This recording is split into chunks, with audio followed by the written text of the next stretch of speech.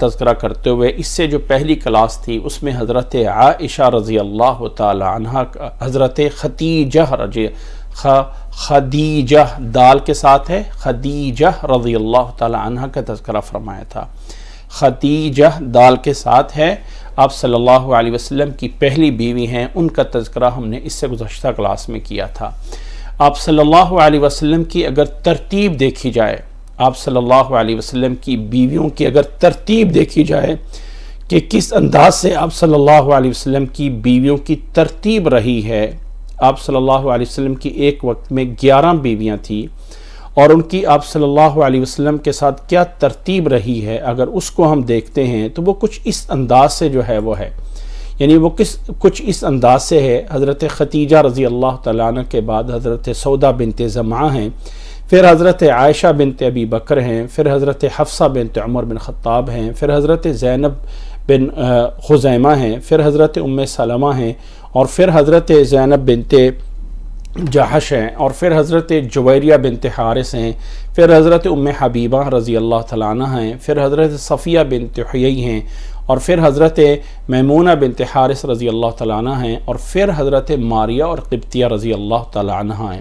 یہ آپ صلی اللہ علیہ وسلم کی جو بیویاں ہیں، چونکہ آپ صلی اللہ علیہ وسلم کی ان تمام بیویوں کو ہم نے اپنے مختصر ٹائم میں جو ہے وہ پورا کرنا ہے، تو پچھلی کلاس میں جب حضرت خدیجہ رضی اللہ تعالیٰ عنہ کے بارے میں تھا، تو آج ہم آپ صلی اللہ علیہ وسلم کی حضرت خدیجہ رضی اللہ تعالیٰ عنہ کے بعد جن سے نکاح ہوا ان کا نام ہے حضرت سودا بنت زمعہ۔ حضرت سودا بنت زمعہ ان کا تذکرہ کریں گے، اور ساتھ ساتھ کچھ اور بھی تذکرہ کریں گے تاکہ ہم اپنے مختصر ٹائم میں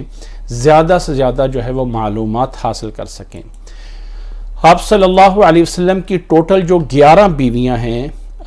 یا آپ صلی اللہ علیہ وسلم کی کچھ روایت کے مطابق 12 ہیں یا 11 جو مشہور روایات ہیں، ان میں سے آپ صلی اللہ علیہ وسلم کی 6 بیویاں وہ ہیں جن کا تعلق قبیلہ بنی قریش سے ہے، یعنی جن کا قبیلہ قریش قبیلے سے ہے۔ اسی طرح آپ صلی اللہ علیہ وسلم کی 4 بیویاں وہ ہیں جو غیر قریش میں سے ہیں، جو قریش کے علاوہ ہیں۔ اسی طرح آپ صلی اللہ علیہ وسلم کی 1 بیوی ایسی ہیں جن کا تعلق غیر عرب سے ہے، اور وہ ہے صفیہ بنت حیی۔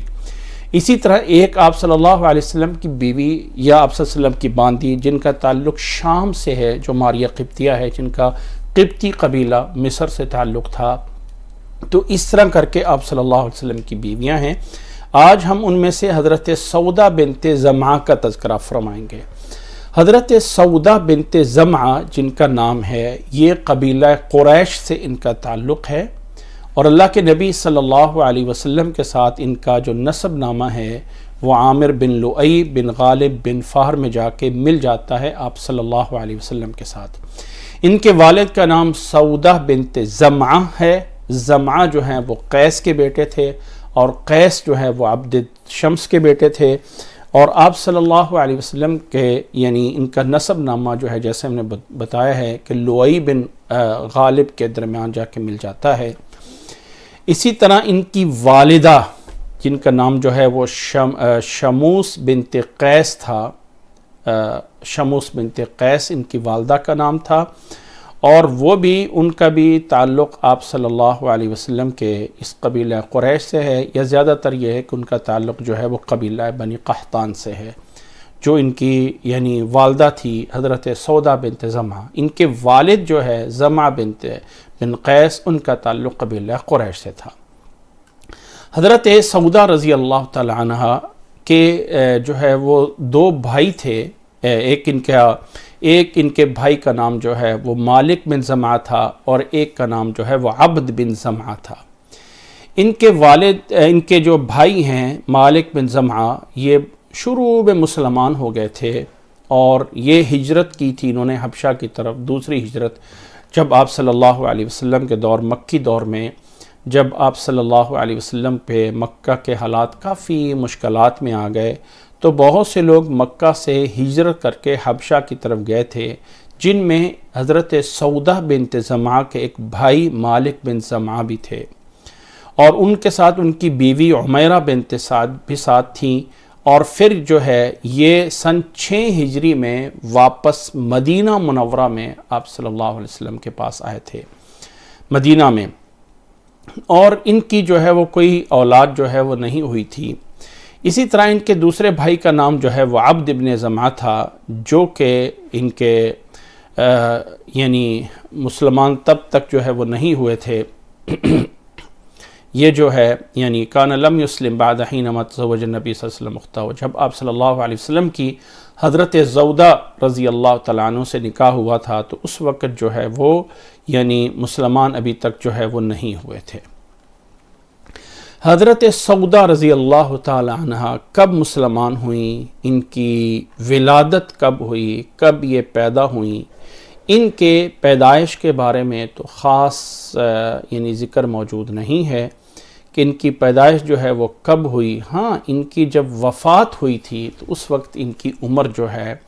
وہ 50 ان کی وفات جس وقت ہوئی تھی آپ صلی اللہ علیہ وسلم کے زمان کے بعد، یعنی 2 روایات ہیں ان کے بارے میں۔ ایک روایت یہ ہے کہ ان کی وفات ہوئی تھی حضرت عمر رضی اللہ تعالیٰ عنہ کے آخری دور میں، اور ایک تھا کہ حضرت معاویہ رضی اللہ تعالیٰ عنہ کے آخری دور میں، لیکن صحیح بات یہ ہے کہ 20 ہجری میں حضرت عمر رضی اللہ تعالیٰ عنہ کی خلافت کے آخر میں ان کی جو ہے وفات ہوئی تھی۔ لیکن ان کی جو ہے وہ ایسا یعنی ٹوٹل ان کی عمر کتنی تھی، یہ کیا تھا، اس کے بارے میں جو ہے کوئی تفصیلی ڈیٹیل موجود نہیں ہے، اس لیے کہ یہ بڑی عمر کی خاتون تھی۔ آپ صلی اللہ علیہ وسلم کی جتنی بھی عورتوں سے نکاح ہوا ہے ان میں سے سب سے بڑی عمر کی عورت حضرت سودہ بنت زمعہ تھی۔ حضرت سودہ سین واو دال ہا سودہ بنت زمعہ تھی۔ ان کا پہلا نکاح ہوا تھا ان کے چاچا زاد کے ساتھ، یعنی ان کے کزن کے ساتھ، جن کا نام تھا سکران بن عمر، جو کہ بنی عامر بن لوئی سے تھے، اور ان سے ان کا جو ہے وہ حضرت سودہ کا جو ہے ایک بیٹا تھا جس کا نام عبداللہ تھا۔ اور یہ بھی کہا جاتا ہے کہ ان کے پہلی اولاد حضرت سودہ رضی اللہ تعالیٰ عنہ کی پہلی اولاد جو ہے وہ 5 یا 6 ان کی اولاد تھی، 6 بیٹے یا 5 جو ہے ان کے پہلے اولاد تھی، جن کا نام سکران بن عمر ان کے خامد کا تھا۔ یہ شروع ہی اسلام میں مسلمان ہو گئے تھے، اللہ کے نبی صلی اللہ علیہ وسلم کے ہاتھ پہ انہوں نے بیعت کی تھی۔ آپ صلی اللہ علیہ وسلم کے جب حالات سخت ہوئے مکہ مکرمہ میں تو جن لوگوں نے ہجرت کی تھی ان میں یہ ان کے خامد سکران بن عمر بھی یعنی ہجرت کر کے حبشہ کی طرف جو ہے وہ گئے تھے۔ اب صلی اللہ علیہ وسلم نے صحابہ سے فرمایا تھا کہ لو خرجتم الی ارض الحبشہ، اگر تم حبشہ کی طرف چلے جاؤ تو وہاں ایک ایسا بادشاہ ہے جو کسی پہ جو ہے وہ ظلم نہیں کرتا ہے۔ وہاں سے جو ہے ہجرت کر کے یہ حبشہ کی طرف گئے، اور وہاں پہ اب آگے 2 روایات ہیں، اس پہ دوسری ہجرت میں، جو دوسری ہجرت تھی اس میں سکران ہجرت کر کے گئے تھے، اور ان کے ساتھ ان کی بیوی حضرت سودہ رضی اللہ تعالیٰ عنہ بھی تھی۔ اس میں مہاجرین کی تعداد جو ہے وہ 83 تھی مردوں میں، اور اس میں جو ہے وہ 19 عورتیں تھیں، اور اس میں پھر سکران جو ہے وہ حبشہ میں وفات پا گئے تھے، جو ان کے خامد تھے سکران بن عمر حبشہ میں وفات پا گئے۔ ہاں، ایک روایت یہ ہے کہ وہ واپس آ گئے تھے مکہ میں، آپ صلی اللہ علیہ وسلم کی مدینہ میں جانے سے پہلے مکہ میں واپس آ گئے تھے اور یہاں آ کے وفات پائی تھی۔ تو دونوں طرح کی روایات موجود ہیں کہ ایک یہ ہے کہ وہ وفات پا گئے تھے حبشہ میں، دوسرا یہ ہے کہ وہ وفات پائی تھی انہوں نے مکہ میں آ کے۔ ان کے جو خامد ہے سکران بن عمر، آپ صلی اللہ علیہ وسلم مکہ میں دعوت و تبلیغ کے کام میں مصروف تھے، اور سن 10 نبوی میں یعنی نبوت ملنے کے 10 سال بعد جب حضرت ختیجہ رضی اللہ تعالیٰ عنہ کی وفات ہوئی تو ان سب سے پہلے آپ صلی اللہ علیہ وسلم کے چاچا ابو طالب وفات پا گئے۔ ان کے 3 دن بعد حضرت خدیجہ رضی اللہ تعالیٰ عنہ وفات پا گئیں۔ ان کے وفات میں صرف 3 دن کا وقفہ تھا۔ اس سن کو آپ صلی اللہ علیہ وسلم نے عام الحزن قرار دیا، غم کا سال۔ حضرت ختیجہ رضی اللہ تعالی عنہ کی وفات کے بعد آپ صلی اللہ علیہ وسلم ایک تنہا اکیلے تھے۔ آپ صلی اللہ علیہ وسلم گھر میں تنہا اکیلے تھے، اس میں کوئی شک نہیں کہ آپ صلی اللہ علیہ وسلم کی بیٹیاں موجود تھیں، حضرت فاطمہ رضی اللہ تعالیٰ عنہ چھوٹی تھیں، حضرت رقیہ اور حضرت ام کلثوم موجود تھیں، آپ صلی اللہ علیہ وسلم کی بیٹیاں حضرت زینب رضی اللہ تعالیٰ عنہ کی جن کا نکاح ابو العاص سے ہوا تھا وہ موجود تھیں۔ لیکن آپ صلی اللہ علیہ وسلم اپنے جو ہے وہ طور پہ تنہا اپنے آپ کو محسوس کیا کرتے تھے، تو آپ صلی اللہ علیہ وسلم کے پاس خولہ بنت حکیم جو کہ عثمان بن مظعون کی بیوی تھی، جو کہ حبشہ کی ہجرت میں حضرت سودا کے ساتھ تھیں، آپ صلی اللہ علیہ وسلم کے پاس انہوں نے آ کے تذکرہ کیا کہ کیا آپ صلی اللہ علیہ وسلم چاہتے ہیں کہ آپ صلی اللہ علیہ وسلم کا آگے جو ہے وہ کسی سے نکاح کر دیا جائے، اور آپ صلی اللہ علیہ وسلم آگے جو ہے وہ کسی سے جو ہے وہ نکاح کر لیں۔ یہ جو خولہ بنت حکیم ہیں، یہ حضرت عروہ بن زبیر رضی اللہ تعالی عنہ یہ روایت کرتے ہیں، وہ اپنی اس خالہ سے روایت کرتے ہیں کہ یہ خولہ بنت حکیم آپ صلی اللہ علیہ وسلم کے پاس آئیں، آپ صلی اللہ علیہ وسلم سے پوچھا، آپ صلی اللہ علیہ وسلم نے فرمایا کہ کس سے نکاح کروں؟ انہوں نے آپ صلی اللہ علیہ وسلم کے سامنے دو پیش کیے، ایک ہے کہ آپ صلی اللہ علیہ وسلم کسی بیوہ سے نکاح کر لیں، اور ایک ہے کسی کنواری سے جو ہے وہ نکاح کر لیں۔ آپ صلی اللہ علیہ وسلم نے فرمایا جس سے بھی ہو جائے۔ بیوہ میں انہوں نے حضرت سودا بنت زمعہ کا نام لیا۔ سودا بنت زمعہ جو ہے وہ ابھی ان کی عدت خامد کی ختم نہیں ہوئی تھی، جیسے ہی ان کی عدت ختم ہوئی تو خولہ نے ان کا نبی صلی اللہ علیہ وسلم سے نکاح کرنے کے لیے جو ہے فرمایا۔ آپ صلی اللہ علیہ وسلم سے حضرت سودا بنت زمعہ اس سے پہلے کچھ روایات میں موجود ہیں کہ انہیں بار بار خواب آتے تھے۔ کبھی ان کا یہ خواب آتا تھا کہ آسمان کا چاند ہے جو ٹوٹ کے میرے اوپر آ گیا ہے، اور کبھی اس طرح کے خواب جو ہے وہ آتے تھے کہ وہ سمجھتی تھی کہ جیسے میرے لیے کوئی بڑی چیز جو ہے وہ آنے والی ہے۔ جب آپ صلی اللہ علیہ وسلم سے نکاح کا پیغام آیا تو وہ سمجھ گئی کہ میرے جو خوابوں کی تعبیر تھی وہ شاید وہی تھی۔ بہرحال اپنے خامد سکران سے جب ان کی عدت پوری ہو گئی تو آپ صلی اللہ علیہ وسلم سے فرمانے لگی کہ اللہ کے نبی صلی اللہ علیہ وسلم آپ ہی میرے وکی یعنی میرے وارث بن جائیں، اور آپ ہی وارث بن کے میری طرف سے نکاح کروا دیں۔ لیکن نہیں، آپ صلی اللہ علیہ وسلم نے حکم دیا، حاطب بن عمر اخ سکران یعنی ان کے خامد کا جو بھائی تھا اس کو جو ہے وہ ذمہ داری دی گئی کہ انہوں نے اپنی بھابی سودا بنت زمعہ کا جو ہے وہ نکاح آپ صلی اللہ علیہ وسلم سے کرا دیا۔ یہ وہ پہلی خاتون تھی حضرت ختیجہ رضی اللہ تعالی عنہ کی وفات کے بعد جن سے آپ صلی اللہ علیہ وسلم نے نکاح کیا۔ یہ نکاح رمضان میں 10 نوی میں جو ہے وہ ہوا، اور آپ صلی اللہ علیہ وسلم نے مکہ مکرمہ میں ہی ان سے جو ہے وہ 10 نوی میں 10 یعنی سن چل رہا تھا تو آپ صلی اللہ علیہ وسلم کے ساتھ ان کی جو ہے وہ رخصتی ہو گئی۔ پھر آپ صلی اللہ علیہ وسلم کے ساتھ ہی رہیں اس مکہ کے 3 سالوں میں، کیونکہ آپ صلی اللہ علیہ وسلم مکہ مکرمہ میں رہے۔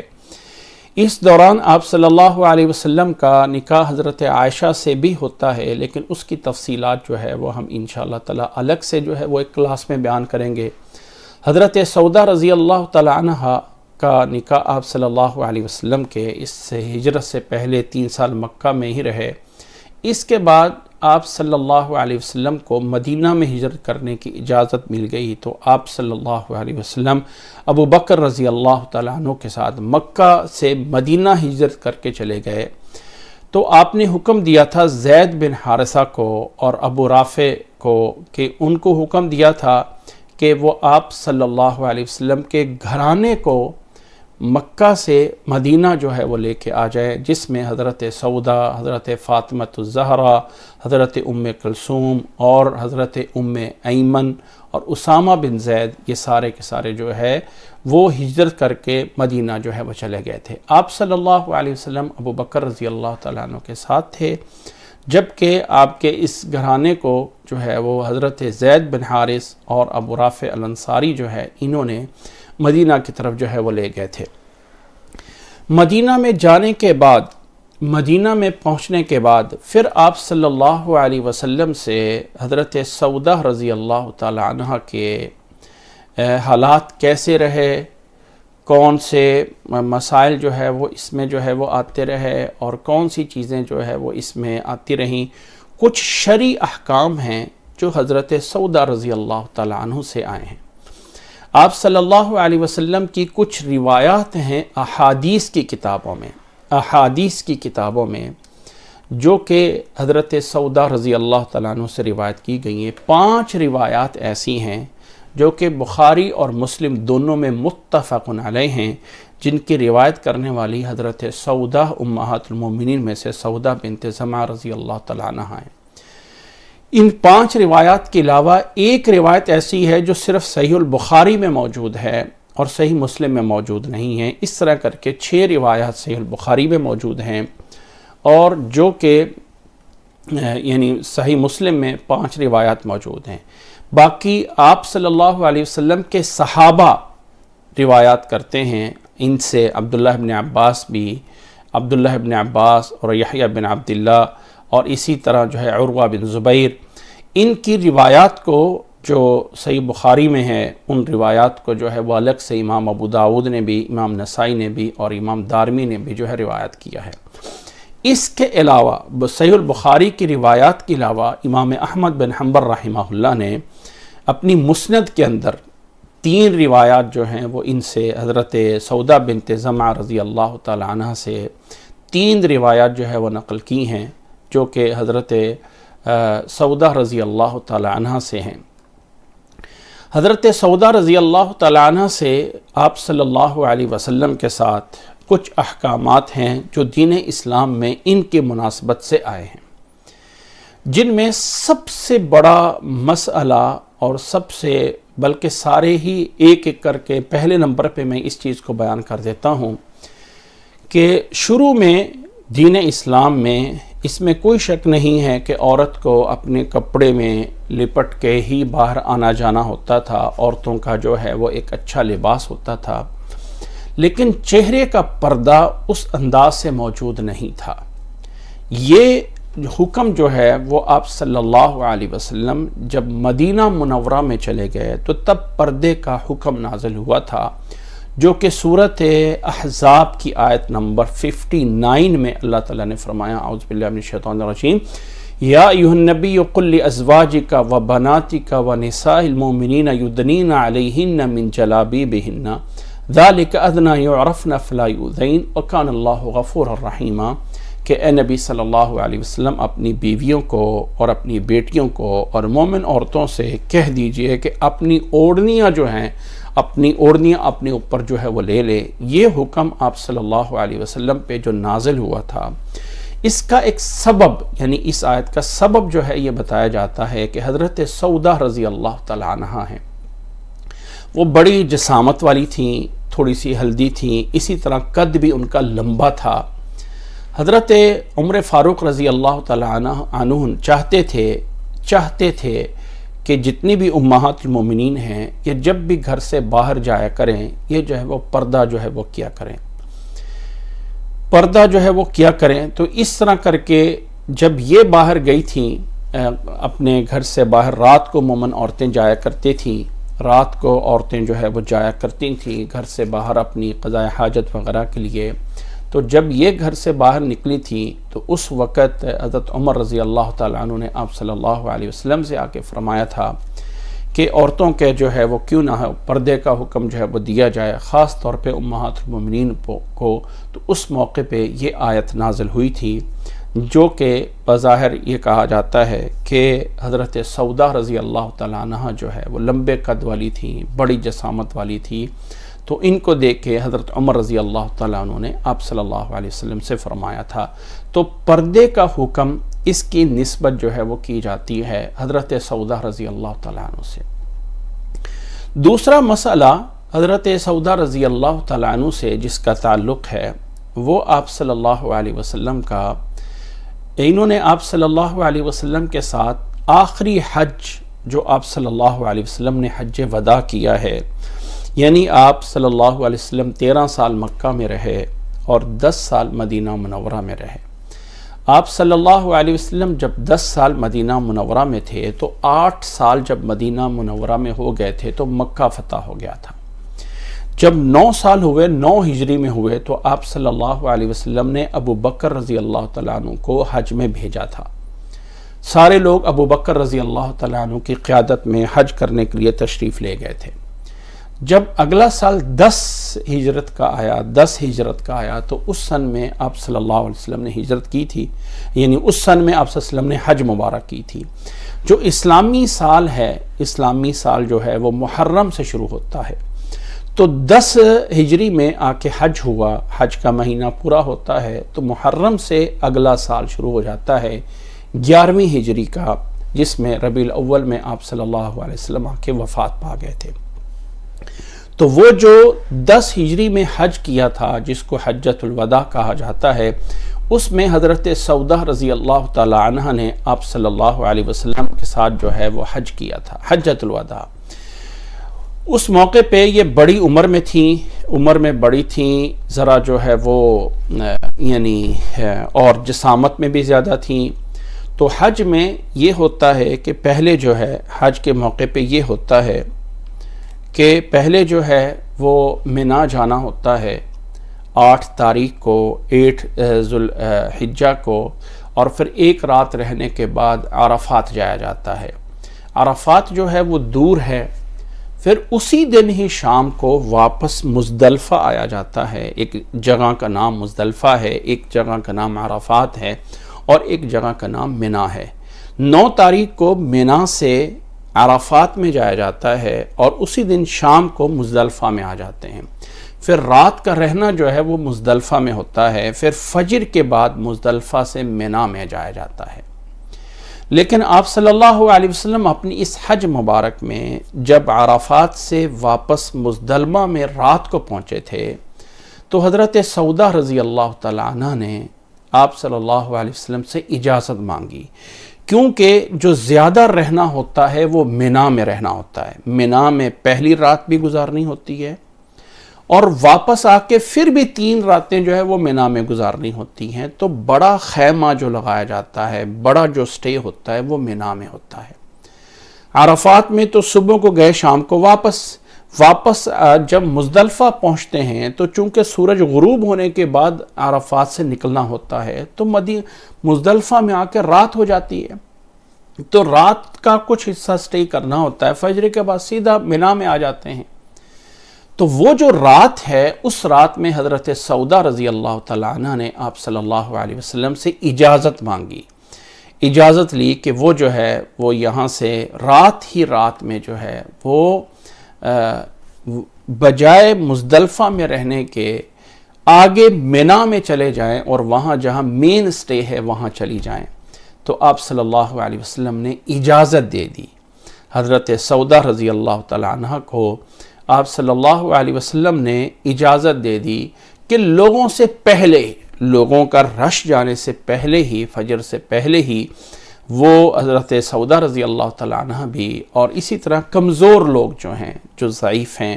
وہ جو ہیں فجر ہونے سے پہلے ہی مزدلفہ سے منا میں چلے جائیں. تو اس سے یہ حکم لازم ہوا کہ جو مزدلفہ میں پوری رات رہنا ہے، اگر کوئی کمزور ہو انسان جس کے لیے وہاں پہ رہنا مشکل ہو جائے، تو اگر وہ فجر سے پہلے بھی منا میں آ جائے تو یہ اس کے لیے ایک اجازت موجود ہے. اور یہ حکم بھی حضرت سودہ بنت زمعہ رضی اللہ تعالیٰ عنہ امہات المومنین میں ان کے ساتھ جو ہے وہ ہوا تھا.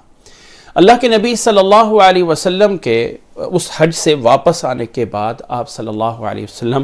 ذوالحجہ کا مہینہ پورا ہوا، پھر اس کے بعد محرم، صفر، ربیع الاول، 3 مہینے بعد آپ صلی اللہ علیہ وسلم اللہ تعالیٰ کو پیارے ہو جاتے ہیں۔ پھر آپ صلی اللہ علیہ وسلم کے بعد امہات المومنین جو ہیں وہ ابھی موجود ہوتی ہیں۔ حضرت خدیجہ رضی اللہ تعالیٰ عنہ آپ صلی اللہ علیہ وسلم کی زندگی میں وفات پاتی ہیں۔ اسی طرح آپ صلی اللہ علیہ وسلم کی زندگی میں حضرت زینب بنت خزیمہ آپ صلی اللہ علیہ وسلم کی ایک بیوی ہیں، وہ وفات پا جاتی ہیں۔ 2 بیویاں آپ صلی اللہ علیہ وسلم کی زندگی میں وفات پائی ہے، باقی تمام بیویاں آپ صلی اللہ علیہ وسلم کے وفات کے بعد جو ہے وہ زندہ رہتی ہیں، جن میں حضرت سودا بنت زمعہ بھی زندہ رہتی ہیں۔ اور آپ صلی اللہ علیہ وسلم کی بیویاں جو آپ صلی اللہ علیہ وسلم کے بعد تھیں، ان کی کوشش ہوتی تھی کہ ہر سال جا کے ہم حج کیا کریں۔ مکہ سے مدینہ کوئی بڑا سفر نہیں تھا، اور لوگ ان کی جو ہے وہ بڑی خدمت کیا کرتے تھے۔ ہر ایک انسان سعادت سمجھتا تھا کہ ہم جو ہیں وہ آپ صلی اللہ علیہ وسلم کی بیویوں کی خدمت کریں، امہات المومنین ہیں۔ تو حضرت سودہ رضی اللہ تعالیٰ عنہ نے اس حج کے بعد کوئی اور حج نہیں کیا، جبکہ باقی بیویاں جو ہیں وہ اور بھی حج کرتی رہیں، لیکن حضرت سودہ بنت زمعہ رضی اللہ تعالیٰ عنہ نے آپ صلی اللہ علیہ وسلم کے ساتھ وہی ایک حج کیا جو حجۃ الوداع کے تھا، اس کے بعد حج نہیں کیا۔ آپ صلی اللہ علیہ وسلم کے بعد تقریباً 2.5 سال کے قریب ابو بکر رضی اللہ تعالیٰ عنہ کی خلافت آتی ہے، اور پھر حضرت ابو بکر رضی اللہ تعالیٰ عنہ کے بعد حضرت عمر رضی اللہ تعالیٰ عنہ کی خلافت جو ہے وہ 10 سال تک رہتی ہے۔ یہ کہ آپ صلی اللہ علیہ وسلم کے بعد جو یعنی زیادہ غالب روایت ہے وہ یہ ہے کہ حضرت عمر رضی اللہ تعالیٰ عنہ کی خلافت میں جب 20 ہجری تھی، 20 سال ہو گئے تھے ہجرت کو، تو اس سن میں حضرت عمر رضی اللہ تعالیٰ عنہ کی خلافت تھی، جس میں حضرت سودہ بنت زمعہ جو ہے وفات پاتی ہیں۔ بہرحال زندگی کے ساتھ ان کا یہ کچھ مسائل جن کا تعلق ہے، وہ ایک پردے کا، اور ایک جو ہے وہ مناسے میں جلدی آ جانے کا۔ ایک تیسرا اہم مسئلہ ہے جس کا تعلق ہے حضرت سودہ بنت زمعہ رضی اللہ تعالیٰ عنہ کے ساتھ۔ آپ صلی اللہ علیہ وسلم کا حضرت سودہ سے جب نکاح ہوا تب بھی وہ بڑی عمر میں تھی۔ پہلے خامد سے بھی ان کے جو ہے وہ بیٹے بڑے ہوئے تھے، 5 بیٹے تھے۔ جب آپ صلی اللہ علیہ وسلم سے نکاح ہوا تو بڑی عمر میں تھی۔ انہی دنوں میں آپ صلی اللہ علیہ وسلم کا نکاح حضرت عائشہ رضی اللہ تعالیٰ عنہ سے ہوتا ہے۔ یہ الگ بات ہے کہ حضرت عائشہ رضی اللہ تعالیٰ عنہ سے جو رخصتی ہوتی ہے آپ صلی اللہ علیہ وسلم کے گھر میں، جو ان کا نباہ ہوتا ہے وہ ہجرت کے بعد آ کے ہوتا ہے، لیکن ہجرت سے پہلے حضرت سودہ رضی اللہ تعالیٰ عنہ آپ صلی اللہ علیہ وسلم کی اکیلی بیوی تھی۔ مدینہ میں آنے کے بعد پھر حضرت عائشہ رضی اللہ تعالیٰ عنہ بھی، پھر اور بیویوں سے بھی آپ صلی اللہ علیہ وسلم کی نکاح ہوتا ہے۔ آپ صلی اللہ علیہ وسلم کا، جیسے میں نے بتایا ہے کہ آپ صلی اللہ علیہ وسلم کی 11 بیویاں جو ہے وہ رہی ہیں آپ صلی اللہ علیہ وسلم کے نکاح میں، جن میں سے 6 جو ہے وہ قریش کے قبیلے سے ہیں، اور جن میں سے جو ہے وہ 4 جو ہیں وہ قریش کے علاوہ سے ہیں، جن میں سے ایک جو ہے وہ عرب سے بھی علاوہ سے ہیں، اور ایک ہیں جو مصر سے تھیں، ماریہ قبطیہ۔ تو اس طرح کر کے 11 سے جو آپ صلی اللہ علیہ وسلم کا تعلق جو بیویوں سے رہا ہے۔ حضرت سودہ رضی اللہ تعالیٰ عنہ سب سے عمر میں بڑی تھی۔ آپ صلی اللہ علیہ وسلم کا ایک معمول تھا کہ آپ صلی اللہ علیہ وسلم ہر بیوی کے گھر میں ایک دن جو ہے وہ رہا کرتے تھے، ایک رات رہا کرتے تھے، اور آپ صلی اللہ علیہ وسلم تمام بیویوں میں انصاف رکھتے تھے، تمام بیویوں میں برابری اور انصاف رکھتے تھے۔ کسی بیوی میں کوئی کبھی زیادتی نہیں کرتے تھے، کسی بیوی کے ساتھ آپ صلی اللہ علیہ وسلم اس کا جو حقوق ہے، بیوی کا جو حق ہے، اس میں کمی نہیں کرتے تھے۔ لیکن آپ صلی اللہ علیہ وسلم نے یہ محسوس کیا کہ حضرت سودہ بنت زمعہ عمر میں بڑی ہو گئی ہیں، اور ایک خامد بیوی کے جو ایک پرائیویٹ تعلقات ہوتے ہیں، یاد رکھ لیں کہ آج کل جس دور سے میں اور آپ گزر رہے ہیں، آج کل میڈیا نے ہمارے دماغ میں ایک بات ڈال دی ہوئی ہے کہ یہ جو مرد عورت کا تعلق ہے یہ پتہ نہیں اس کو کیا سے کیا بنا کے دے دیا ہوا ہے ہمارے دماغوں میں، کہ ہم نے اس کو کتنا جو ہے وہ برا سے برا جو ہے وہ سمجھا جاتا ہے، یعنی تذکرہ کرنا، یہ کرنا، وہ بولنا، جبکہ اس دور میں ایسا نہیں ہوتا تھا۔ آپ صلی اللہ علیہ وسلم نے یہ محسوس کیا کہ آپ صلی اللہ علیہ وسلم دوسری بیویوں کے ساتھ تو اپنا جو ایک الگ خامد بیوی کے تعلقات ہوتے ہیں وہ صحیح طریقے سے قائم ہوتے ہیں، جبکہ حضرت سودا رضی اللہ تعالیٰ عنہ کے ساتھ اس طرح کی چاہت یا اس طرح کا تعلق اس انداز میں نہیں ہوتا۔ تو آپ صلی اللہ علیہ وسلم کو یہ ڈر محسوس ہوا کہ اللہ تعالیٰ کے پاس جا کے مجھے یہ پکڑ نہ ہو، یا میری طرف سے یہ نعوذ باللہ، آپ صلی اللہ علیہ وسلم کے ذمے کوئی گناہ نہیں ہے، لیکن آپ کو ایسے احتیاط یہ ہوا کہ ایسا نہ ہو کہ میری طرف سے کوئی حضرت سودا کے ساتھ کمی ہو جائے، وہ میری زوجیت میں موجود ہو اور میری طرف سے اس پہ جو ہے وہ کمی ہو جائے، اور اللہ تعالیٰ کے ہاں مجھ سے جو ہے وہ پوچھا جائے کہ یہ ایسا کیوں کم ہوتا رہا۔ تو آپ صلی اللہ علیہ وسلم نے سوچ لیا، یا کچھ روایات میں ہے کہ آپ صلی اللہ علیہ وسلم نے ایسا کر بھی دیا کہ آپ نے حضرت سودا بنت زمعہ کو طلاق دے دی۔ اب آج کل ہمارے ہاں یہ سمجھا جائے گا کہ ایک بوڑھی عورت کو آ کے طلاق دے دی اور نوجوان عورتوں کو رکھ لیا تو یہ کیا برائت ہے۔ یاد رکھنے کہ اس دور میں ان چیزوں میں جو ایک انسانیت ہوتی تھی وہ نہیں توڑی جاتی تھی۔ کسی کے ساتھ طلاق ہونے کا مطلب یہ نہیں ہوتا تھا کہ انسان لڑائی کر لے، جھگڑا کر لے اور پتہ نہیں کیا سے کیا ہو جائے۔ آپ صلی اللہ علیہ وسلم اپنی زوجیت سے اس کو نکالنا چاہتے تھے۔ باقی جو ایک ایسے ہمدردی ہے، ایسے جو ہے وہ یعنی خیال رکھنا ہے، وہ آپ صلی اللہ علیہ وسلم مکہ کے، آپ صلی اللہ علیہ وسلم مدینہ کے تمام لوگوں کا، غرباء کا، سب کا خیال رکھتے تھے، اس میں آپ کمی نہیں دینا چاہتے تھے۔ لیکن اللہ تعالیٰ کے ہاں جا کے یہ سوال نہ ہو جائے، اس لیے آپ صلی اللہ علیہ وسلم نے سوچا کہ وہ جو خامد بیوی کے تعلقات ہیں وہ حضرت سودا بڑی عمر کی ہو گئی ہیں، بوڑھی ہیں، اس انداز سے نہیں ہو پاتے ہیں، اور جسم بھی ان کا بھاری تھا، تو کہیں اللہ تعالیٰ کے ہاں جا کے سوال نہ ہو جائے، اس لیے انہوں نے، آپ صلی اللہ علیہ وسلم نے ان کو طلاق دینا چاہی، یا کچھ روایات میں ہے کہ آپ نے طلاق دے دی، اور وہ آپ صلی اللہ علیہ وسلم کے راستے میں آ کے بیٹھ گئیں اور فرمانے لگی کہ اللہ کے نبی صلی اللہ علیہ وسلم مجھے طلاق نہ دیں، مجھ سے رجوع کر لیں۔ ہاں، میں یہ چاہت کرتی ہوں کہ جو آپ کا ٹائم میرے لیے ہے، جو آپ کا دن میرے پاس ہے، آپ کا وہ ٹائم اور وہ دن جو ہے میں اپنی خوشی سے اجازت دیتی ہوں کہ میرا یہ ٹائم آپ حضرت عائشہ رضی اللہ تعالیٰ عنہ کو دے دیں، کیونکہ حضرت عائشہ رضی اللہ تعالیٰ عنہ آپ صلی اللہ علیہ وسلم کی وہ بیوی تھیں جو سب سے عمر میں کم تھی، اور یہ واحد بیوی ہیں جو کنواری تھیں، اور آپ صلی اللہ علیہ وسلم سے حضرت عائشہ رضی اللہ تعالیٰ عنہ کا نکاح جو ہوا تھا، یہ واحد بیوی ہیں جو آپ صلی اللہ علیہ وسلم کے ساتھ کنواری میں تھی۔ تو حضرت سودا رضی اللہ تعالیٰ عنہ نے آپ صلی اللہ علیہ وسلم کو اس میں یعنی اجازت دے دی کہ آپ میری جگہ پہ جو آپ کا دن بنتا ہے، وہ دن جو ہے آپ صلی اللہ علیہ وسلم حضرت جو ہے وہ حضرت عائشہ رضی اللہ تعالیٰ عنہ کو جو ہے وہ دے دے۔ اس طرح کر کے قرآن مجید کی اس حکم میں یہ آیت نازل ہوئی، یعنی اصل مقصد ہے دین اسلام کا وہ حکم بیان کرنا ہے کہ اگر خامد بیوی آپس میں ایک دوسرے سے بیزار ہو جائیں، خامد نہیں چاہتا میں اس بیوی کے پاس آؤں، یا بیوی نہیں چاہتی میرے پاس میرا خامد آئے، دیکھیں یہ ایک ایسا رشتہ ہے خامد اور بیوی کا کہ اگر بیوی نے اپنے خامد کے حقوق نہ پورے کیے تو اس سے بڑا کوئی گناہ نہیں ہے۔ ایک عورت نماز پڑھتی ہے، روزہ رکھتی ہے، قرآن مجید پڑھتی ہے، سب کچھ کرتی ہے،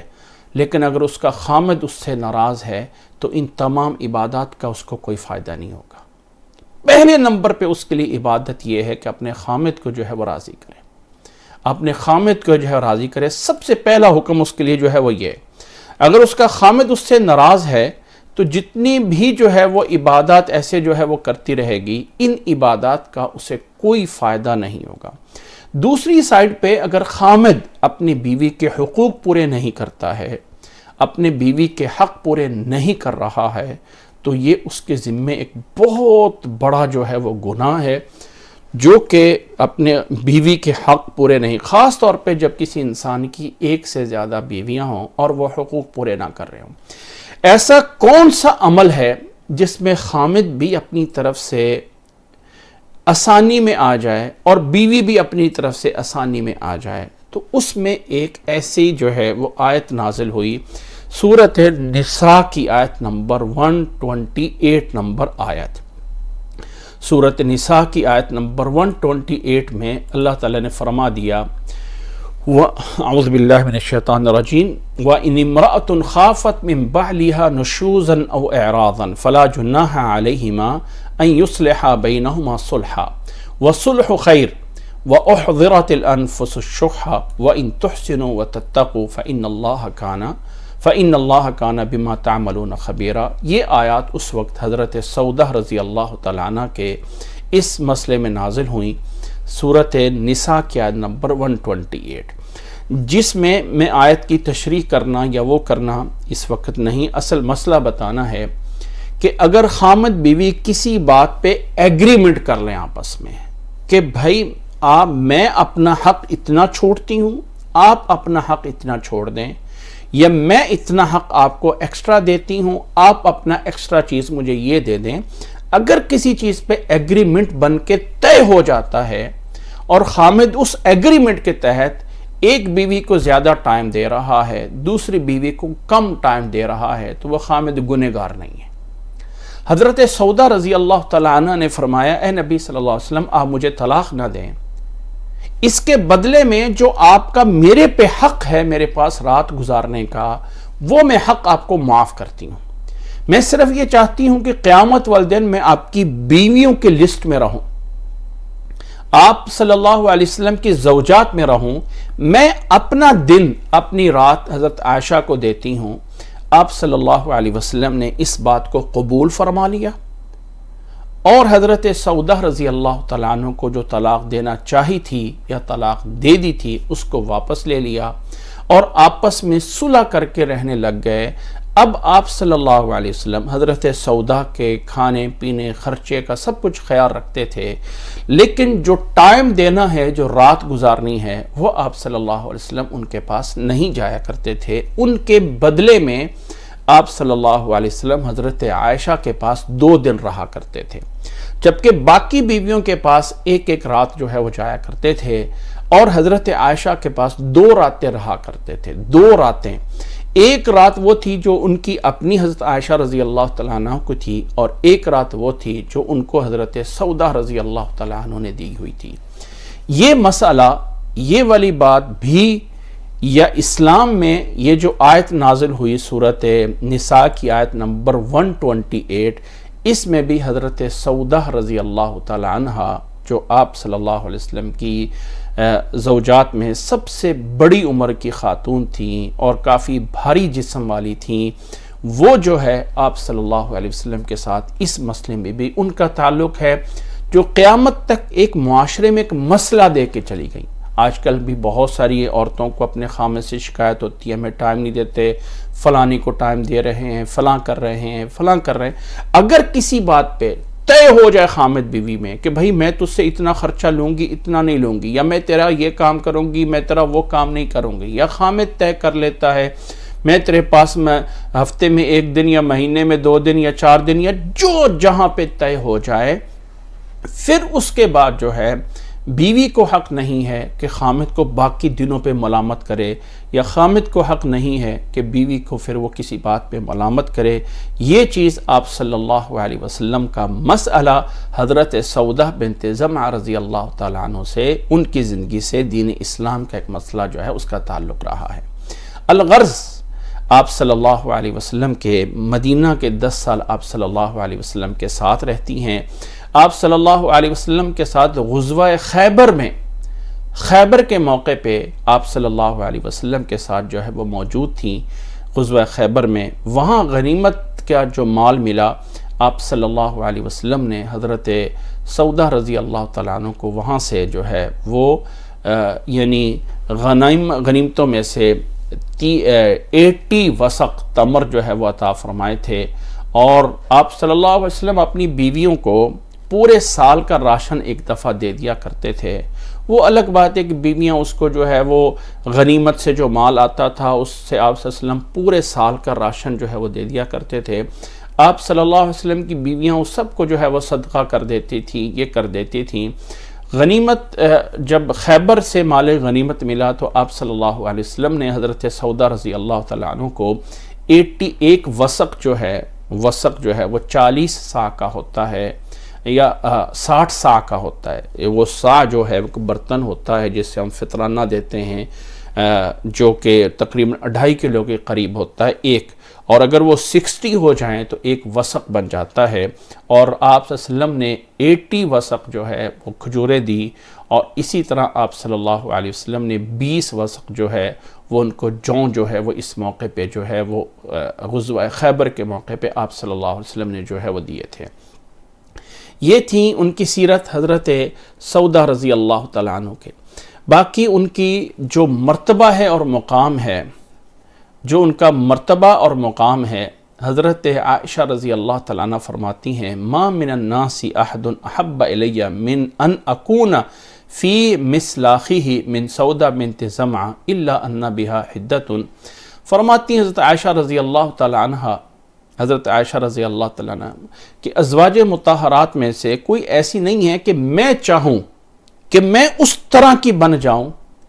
سوائے اس کے کہ وہ حضرت سودا بن زمعہ ہیں، یعنی ان کی نیکی میں، ان کے اندر، سوائے اس کے کہ ان میں تھوڑی سی سختی تھی۔ حضرت سودا رضی اللہ تعالی عنہ آپ صلی اللہ علیہ وسلم کے ساتھ جب باتیں کیا کرتی تھیں تو آپ صلی اللہ علیہ وسلم کو بعض دفعہ باتوں میں جو ہے وہ ایسی بات کیا کرتی تھیں کہ آپ صلی اللہ علیہ وسلم کو ہنسا دیا کرتی تھیں، یعنی آپ صلی اللہ علیہ وسلم جو ہے وہ یعنی مسکرا دیا کرتے تھے جب حضرت سودا بنت زمعہ رضی اللہ تعالی عنہ جب آپ صلی اللہ علیہ وسلم سے باتوں میں جو ہے ویسا کیا کرتی تھیں۔ ایک دفعہ آپ صلی اللہ علیہ وسلم جو ہے وہ فرمانے لگی کہ اللہ کے نبی صلی اللہ علیہ وسلم آپ رات کی نماز پڑھ رہے تھے اور میں جو ہوں آپ کے ساتھ پیچھے نماز پڑھ رہی تھی، آپ نے اتنی جو ہے رکوع اپنا لمبا کیا کہ میں اپنے ناک کو پکڑ کے رکوع میں کھڑی رہی کہ کہیں میرے ناک سے جو ہے وہ خون نیچے نہ گرنے لگ جائے، یعنی آپ نے اتنا رکوع لمبا کیا کہ میں اپنے ناک کو جو ہے وہ پکڑے کھڑی رہی، یعنی گویا کہ ان کو کوئی ناک سے جو ہے وہ ناک سے جو پانی نکلتا ہے وہ نکل رہا تھا، یا ناک جیسے انسان کو ہوتا ہے۔ تو آپ صلی اللہ علیہ وسلم اس سے بڑے مسکرائے اور بڑے جو ہے وہ ہنستے رہے کہ اتنی دیر تک آپ اپنے ناک کو پکڑ کے کھڑی رہ گئی۔ تو فرماتی ہیں کہ اللہ کے نبی صلی اللہ علیہ وسلم آپ رات کی نماز پڑھ رہے تھے اور میں جو ہوں آپ صلی اللہ علیہ وسلم کے پیچھے جو ہے وہ کھڑی رہی، اور آپ جو ہے رکوع میں تھے اور میں اپنے ناک کو پکڑے ہوئے تھی۔ تو اس طرح کر کے یہ حضرت سودا رضی اللہ تعالیٰ عنہ کی زندگی آپ صلی اللہ علیہ وسلم کے ساتھ گزرتی ہے۔ ہجرت سے پہلے کے 3 سال، ہجرت کے 10 سال، 13 سال آپ صلی اللہ علیہ وسلم کی زندگی میں عورت رہتی ہیں، اور آخر میں آ کے آپ صلی اللہ علیہ وسلم کی زوجیت میں رہی، لیکن آپ صلی اللہ علیہ وسلم رات ان کے پاس آ کے نہیں ٹھہرتے تھے۔ وہ آپ صلی اللہ علیہ وسلم نے حضرت عائشہ رضی اللہ تعالیٰ عنہ کا ان کے ساتھ طے ہو گیا تھا، آپ صلی اللہ علیہ وسلم ان کے ساتھ رہا کرتے تھے۔ آپ صلی اللہ علیہ وسلم کی وفات کے بعد ابو بکر رضی اللہ تعالیٰ عنہ کی خلافت آئی، پھر حضرت عمر رضی اللہ تعالیٰ عنہ کی خلافت میں جب 20 ہجری تھی اس میں جو ہے وفات پا جاتی ہیں، اور جب ان کی وفات ہوئی خبر پہنچی حضرت عبداللہ بن عباس کے پاس، وہ سجدے میں چلے گئے۔ پوچھا کہ سجدے میں کیوں کیا ہے؟ فرمایا آپ صلی اللہ علیہ وسلم کی بیوی فوت ہو گئی ہیں، اور اس سے بڑی جو ہے آپ صلی اللہ علیہ وسلم نے فرمایا تھا جب کوئی بڑی نشانی دیکھو تو اللہ کے آگے سجدے میں چلا جایا کرو۔ یہ ان کا اپنا عمل تھا عبداللہ بن عباس رضی اللہ تعالیٰ عنہ کا، تو وہ جو ہے اس میں سجدے میں چلے گئے۔ پھر اس طرح کر کے حضرت یعنی سودا رضی اللہ تعالیٰ عنہ کو جو ہے وہ سودا بنت زمعہ رضی اللہ تعالیٰ عنہ کو یہ حضرت عمر رضی اللہ تعالیٰ عنہ میں کے دور میں وفات پائی۔ پھر ان کا جو ہے وہ نماز جنازہ پڑھنے کے بعد ان کو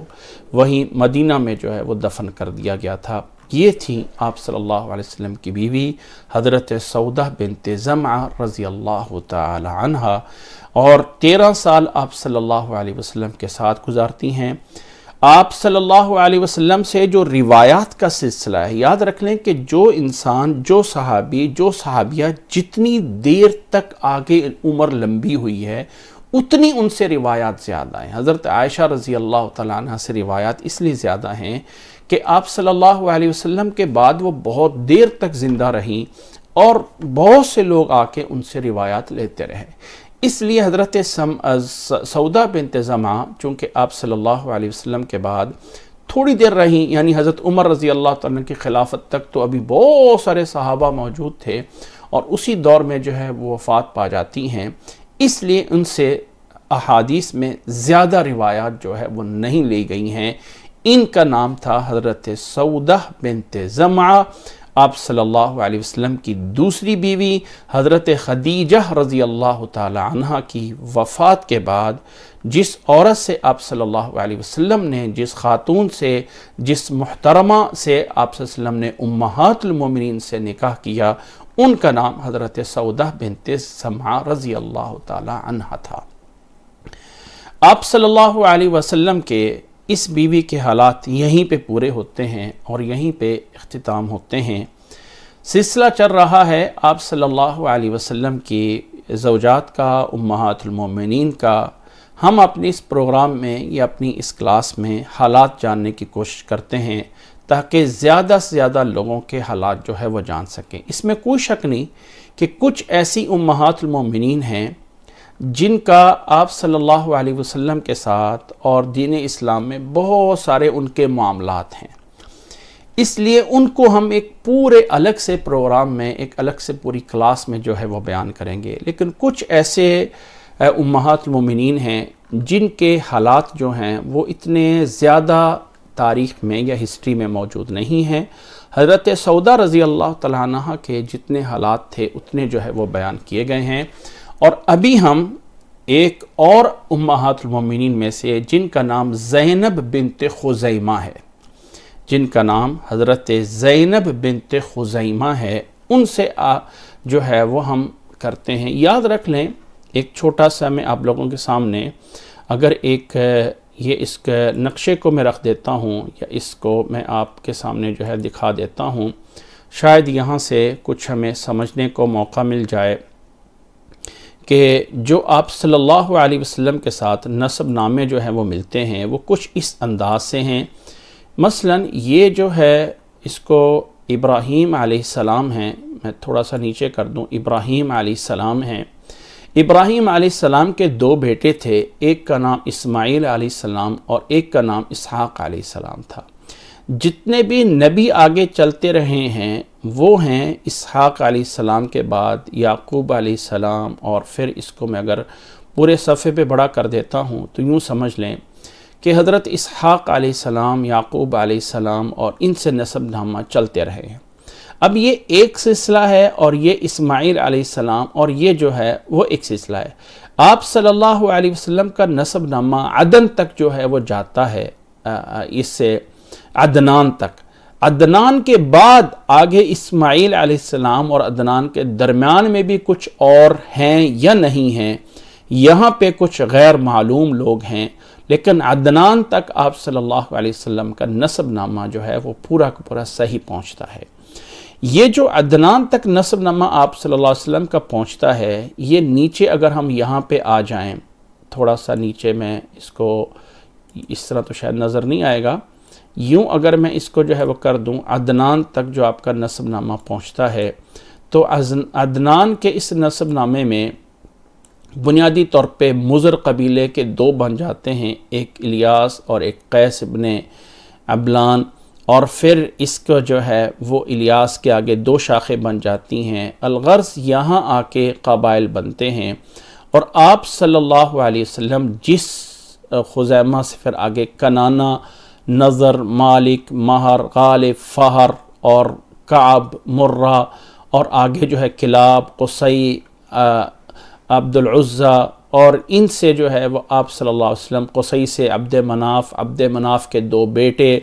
عبد شمس ہاشم سے، عبد المطلب سے، اور اس سے آپ عبداللہ جو ہے وہ پیدا کے بیٹے محمد صلی اللہ علیہ وسلم ہیں۔ آپ صلی اللہ علیہ وسلم کی بیوی حضرت خدیجہ رضی اللہ تعالی عنہ، خدیجہ جو ہیں وہ آپ کے والد کے یعنی یہاں آ کے قصی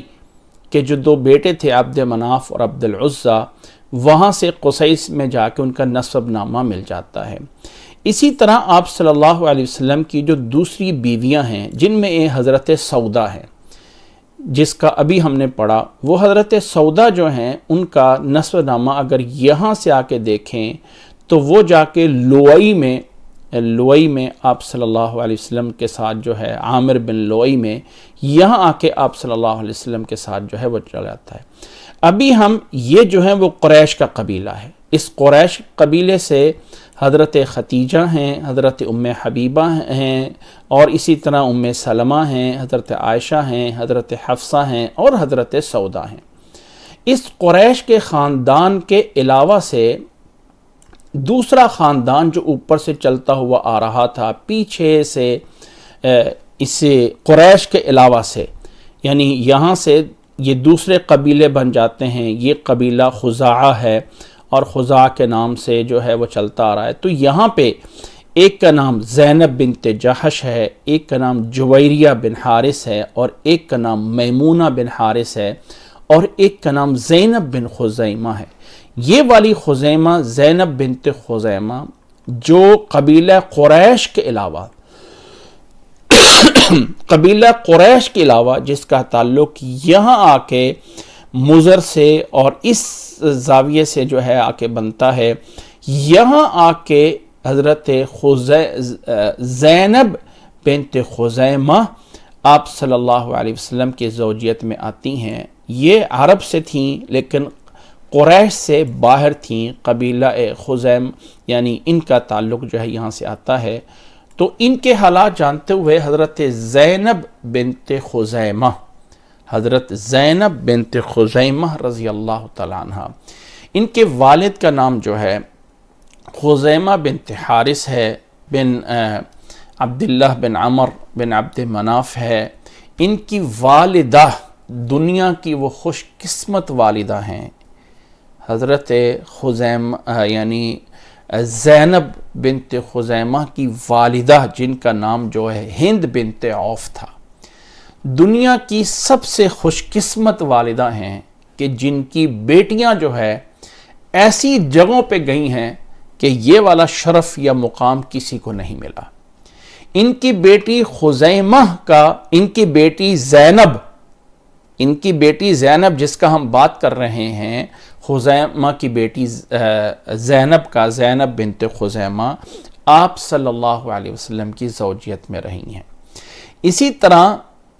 اسی طرح ان کی ایک بیٹی دوسرے خامد سے میمونہ بنت حارث آپ صلی اللہ علیہ وسلم کی بیوی آئی ہیں۔ ان کی دوسری بہن الگ سے، ان کی جو ہے وہ تیسری بہن اسماء بنت عمیس ان کی بیوی بھی ہندہ تھی، اور وہ حضرت ابو بکر رضی اللہ تعالیٰ عنہ کی بیوی رہیں۔ ابو بکر رضی اللہ تعالیٰ عنہ کے بعد جو ہے وہ حضرت جعفر کی بیوی رہیں۔ حضرت جعفر رضی اللہ تعالیٰ عنہ، حضرت جعفر و علی یعنی ابو بکر رضی اللہ تعالیٰ عنہ کی بیوی رہیں، حضرت جعفر رضی اللہ تعالیٰ عنہ کی بیوی رہی، اور حضرت علی رضی اللہ تعالیٰ عنہ جو کہ حضرت جعفر اور حضرت علی ابو طالب کے بیٹے ہیں، دونوں بھائی ہیں، ان کی بھی بیوی رہی ہیں۔ ان ہند کی تیسری بیٹی عمیس سے ہی سلمہ بنت عمیس جو کہ حضرت حمزہ آپ صلی اللہ علیہ وسلم کے چاچا کی بیوی تھیں، ان کی جو ہے وہ آگے بیٹی ام فضل لبابہ الکبریٰ جو کہ حارث سے ان کی بیٹی تھیں، وہ عباس بن عبد المطلب کی بیوی تھیں۔ عباس جس کے بیٹے جو ہے وہ فضل ہیں، فضل ابن عباس، عبداللہ ابن عباس، عبید اللہ، قسم، معبد، عبد الرحمن۔ اسی طرح ان کی بیٹی حارث سے لبابہ الصغریٰ اس کا نام تھا، یہ خالد ابن ولید کی والدہ تھی۔ یعنی ان کی زینب رضی اللہ تعالیٰ عنہ بنت خزیمہ جو آپ وسلم کی بیوی ہیں، ان کی والدہ جو ہند ہیں ان کے خامد جو ہے وہ خزیمہ بھی ہیں، ان کے خامد جو ہے وہ حارث بھی ہیں، اور ان کے خامد جو ہے وہ عمیس بھی ہیں۔ یہ تین خامدوں سے جو ان کی بیٹیاں ہوئی ہیں وہ ایسی جگہوں پہ ان کا رشتہ ہوا ہے کہ اس رشتوں کے اعتبار سے دنیا کی خوش قسمت ماں ہیں کہ جس کی دو بیٹیاں جو ہیں وہ آپ صلی اللہ علیہ وسلم کی امہات المومنین میں ہیں، جن کی ایک بیٹی ابو بکر رضی اللہ تعالیٰ عنہ کے گھر میں گئی ہے، جن کی ایک بیٹی حضرت علی رضی اللہ تعالیٰ عنہ کے گھر میں گئی ہے، جن کی یعنی وہی بیٹی اسماء بنت عمیس جو ہیں وہ ابو بکر رضی اللہ تعالیٰ عنہ کے پاس تھیں، پھر حضرت جعفر کے پاس، پھر حضرت علی کے پاس۔ اسی طرح جو ہے وہ ان کی ایک بیٹی حضرت حمزہ کے گھر میں رہی ہیں، اسی طرح ان کی ایک بیٹی عباس رضی اللہ تعالیٰ عنہ کے گھر میں رہی ہیں، عبداللہ ابن عباس کی والدہ۔ اسی طرح جو ہے وہ ان کی ایک بیٹی جو ہے وہ خالد ابن ولید کی والدہ بھی ہیں، خالد ابن ولید رضی اللہ تعالیٰ عنہ، جن کے بارے میں ہم نے جانا ہے۔ تو الغرض حضرت زینب بنت خزیمہ آپ صلی اللہ علیہ وسلم کے ساتھ ان کا نکاح کب ہوا؟ یہ تو ان کا خاندان تھا، ان کا نکاح کب آپ صلی اللہ علیہ وسلم سے ہوا؟ اس بارے میں مورخین میں اختلاف ہے کہ آپ صلی اللہ علیہ وسلم سے کب ان کا جو ہے وہ نکاح ہوا۔ برحال ان کا جو پہلا خامد تھا اس کا نام تھا طفیل بن حارث، حضرت زینب کا پہلا خامد، آپ صلی اللہ علیہ وسلم کی ہونے والی بیوی زینب بنت خزیمہ کا پہلا خامد جس سے اس کا نکاح ہوا تھا اس کا نام تھا طفیل بن حارث بن عبد المطلب، یعنی آپ صلی اللہ علیہ وسلم کے گویا کہ بنو ہاشم میں ہی عبد المطلب کے بیٹے حارث، ایک تو آپ عبداللہ کے بیٹے ہیں اور وہ حارث کا بیٹا طفیل تھا جس سے پہلا ان کا نکاح ہوا، اور پھر اس کے بعد ان کا نکاح عبیدہ بن حارث سے ہو گیا، اس کے بھائی سے، جب وہ وفات پا گئے غزوہ بدر میں تو پھر ان کے بعد ہوا۔ پھر ان کے بعد جو ہے وہ ان کا جو ہے یعنی ان کی وفات کے بعد جو ہے یا یہ ہے کہ ان کے طلاق کے بعد، زیادہ تر یہ ہے کہ ان کے وفات کے بعد جو ہے آپ صلی اللہ علیہ وسلم سے ان کا نکاح ہوتا ہے، لیکن اپنی اس عمر میں یہ چھوٹی تھیں، یعنی اب یہ کہیں کہ پہلے ان کا دو خامد ان کے ہو چکے تھے لیکن یہ عمر میں جو ہے وہ چھوٹی تھیں۔ آپ صلی اللہ علیہ وسلم کے ساتھ ان کا نکاح ہوا، اور کچھ روایات میں ہے کہ 3 مہینے آپ صلی اللہ علیہ وسلم کے ساتھ رہیں تو وفات پا گئیں، کچھ میں یہ ہے کہ 8 مہینے آپ صلی اللہ علیہ وسلم کے یہ ساتھ رہیں اور وفات پا گئیں۔ سن 4 ہجری میں مدینہ آئے ہوئے 4 سال ہوئے تھے کہ ربیع الآخر میں، ربیع الثانی میں ان کی وفات ہو جاتی ہے، اور یہ ہے کہ آپ صلی اللہ علیہ وسلم کے ساتھ انہوں نے 3 مہینے گزارے یا 4 مہینے انہوں نے جو ہے وہ گزارے، اور جس وقت ان کی وفات ہوتی ہے اس وقت یہ 30 سال کی تھیں، 30 ایئرز کی تھیں، حضرت زینب بنت خزیمہ، جن کے پہلے 2 خامد آلریڈی ہو چکے تھے۔ آپ صلی اللہ علیہ وسلم سے نکاح ہوا، آپ صلی اللہ علیہ وسلم کے ساتھ ان کے 3 مہینے یا کچھ روایات میں زیادہ سے زیادہ 8 مہینے جو ہے وہ رہتی ہیں، یا زیادہ روایات یہ ہیں کہ 3 مہینے بھی پورے نہیں ہوئے تھے، 2 مہینے اور کچھ ہوا تھا کہ وفات پا جاتی ہیں، اور ربیع الآخر میں، ربیع الثانی میں 4 ہجری میں یہ وفات پا جاتی ہیں، اور یہ پہلی بیوی ہیں آپ صلی اللہ علیہ وسلم کی جن پہ آپ صلی اللہ علیہ وسلم نے نماز جنازہ پڑھی، کیونکہ اس سے پہلے حضرت خدیجہ رضی اللہ تعالی عنہ جب مکہ میں وفات پائی تھیں تو تب نماز جنازہ ابھی فرض نہیں ہوئی تھی، معراج کا واقعہ بعد میں ہوا، نماز جنازہ بعد میں ہوئی۔ حضرت خدیجہ رضی اللہ تعالی عنہ کے حالات میں ہم بتا چکے ہیں کہ آپ صلی اللہ علیہ وسلم ان کے قبر میں اترے اور ان کو جو ہے وہ دفن فرمایا، لیکن نماز جنازہ اس وقت تک ایز دین میں مشروع نہیں ہوئی تھی۔ حضرت زینب بنت خزیمہ پہلی بیوی ہیں کہ ان کی زندگی میں جو ہے نماز جنازہ پڑھی، اور امہات المومنین میں یہ پہلی بیوی تھیں جنہیں جنت البقیع میں دفن کیا گیا. جنت البقیع جو کہ مدینہ کا قبرستان ہے. اس سے پہلے جو ہے وہ حضرت خدیجہ رضی اللہ تعالیٰ عنہ کو مکہ میں حجون، جس کو آج جنت المعلی کہا جاتا ہے، وہاں دفن کیا گیا تھا. یہ دو بیویاں ہیں جو آپ صلی اللہ علیہ وسلم کی زندگی میں وفات پائی ہیں، باقی تمام بیویاں بعد میں وفات پائی ہیں. جیسے ہم نے حضرت سودا کا بتایا کہ وہ حضرت عمر رضی اللہ تعالیٰ عنہ کی خلافت میں آ کے وفات پائی تھی، اور حضرت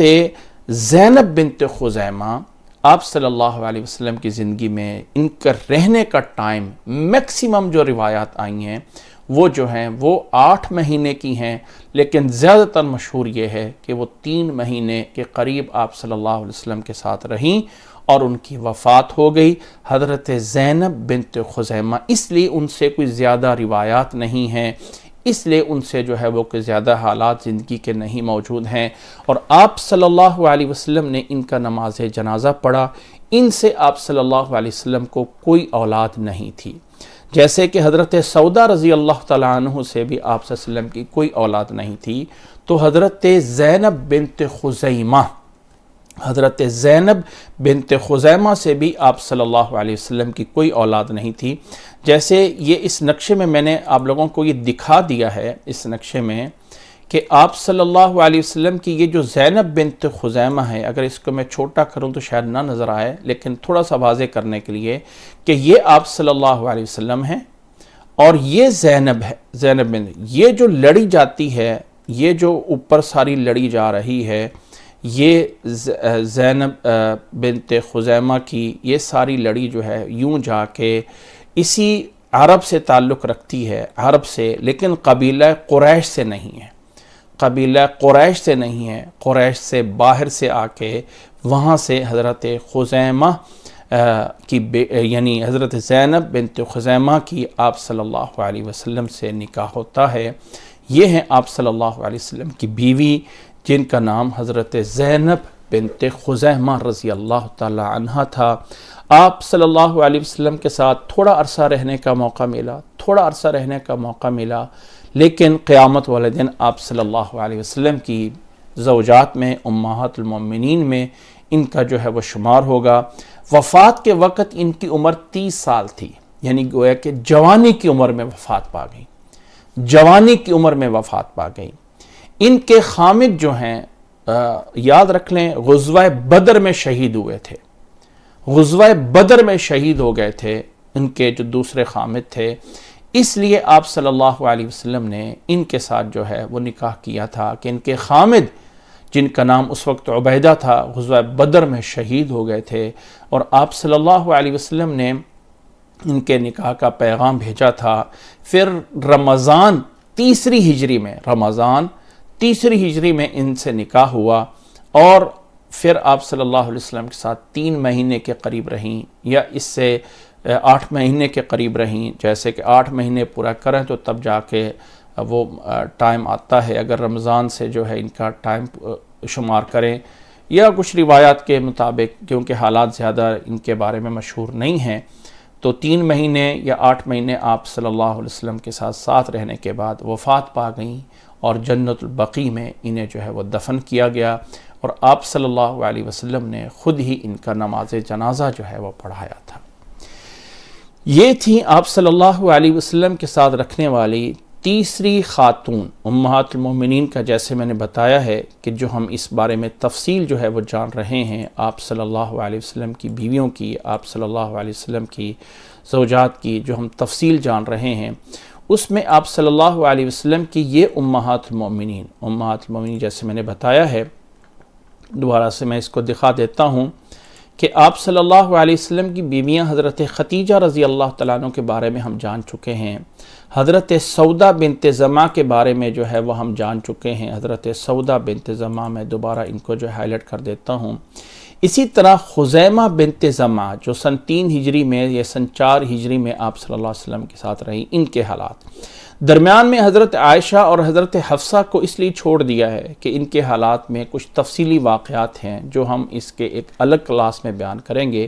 جن کے حالات تھوڑے سے کم ہیں ان کو جو ہے وہ یہاں پہ بیان کر دیا گیا ہے. تو آج کے اس لیسن میں حضرت سودا بنت زمعہ اور حضرت زینب بنت خزیمہ ان کے حالات جو ہے وہ بیان ہو گئے ہیں۔ آپ صلی اللہ علیہ وسلم کی ان بیویوں میں جو ہے لسٹ میں ایک آخر میں آتی ہیں خاتون جن کا نام ہے ماریہ قبطیہ۔ تو آپ صلی اللہ علیہ وسلم کے یہ جو بیوی ماریہ قبطیہ کے نام سے ہیں، ان سے کے بارے میں ابھی ہم آج کے اس لیسن میں یا آج کے اس پروگرام میں تیسری گفتگو جو ہے وہ ان کے بارے میں کرتے ہیں۔ حضرت ماریہ قبطیہ رضی اللہ تعالی عنہ کے بارے میں بات کرنے سے پہلے ایک مسئلہ جاننا ضروری ہے، اور وہ یہ ہے کہ آپ صلی اللہ علیہ وسلم کے دور میں غلام اور باندیاں ہوتے تھے۔ غلام، اور جس کو دوسرا لفظ بول دیتے ہیں غلام اور لونڈیاں تھیں، یا غلام اور باندیاں ہوتے تھے۔ تو اسلام میں اس کا کیا تصور ہے؟ یاد رکھ لے کہ اسلام سے پہلے یہ آلریڈی دنیا میں رائج نظام تھا کہ مردوں کو بھی اور عورتوں کو بھی ایز اے جانوروں کی طرح غلام بنا کے ان کو اپنا غلام بنا لیا جاتا تھا۔ اس غلام بننے کے کچھ طریقے تھے، جنگوں میں پکڑ کے بنا لیا جاتا تھا، یا یہ ہے کہ اسلام سے پہلے جو ہیں وہ ایک اگر قبیلہ کسی دوسرے قبیلے پہ حملہ کر دیتا یا کسی قافلے کو لوٹ لیتا تو قافلے میں پکڑے جانے والے مرد عورت بچوں کو کہیں دوسری جگہ جا کے فروخت کر دیا جاتا تھا۔ قرآن مجید میں اللہ تعالیٰ کے نبیوں میں حضرت یوسف علیہ السلام کا واقعہ میں بیان کیا گیا ہے کہ جس قافلے نے حضرت یوسف علیہ السلام کو کانان سے اٹھایا تھا، انہوں نے مصر میں جا کے وَشَرَوْهُ بِثَمَنٍ بَخْسٍ دَرَاهِمَ مَعْدُودَةٍ کہ حضرت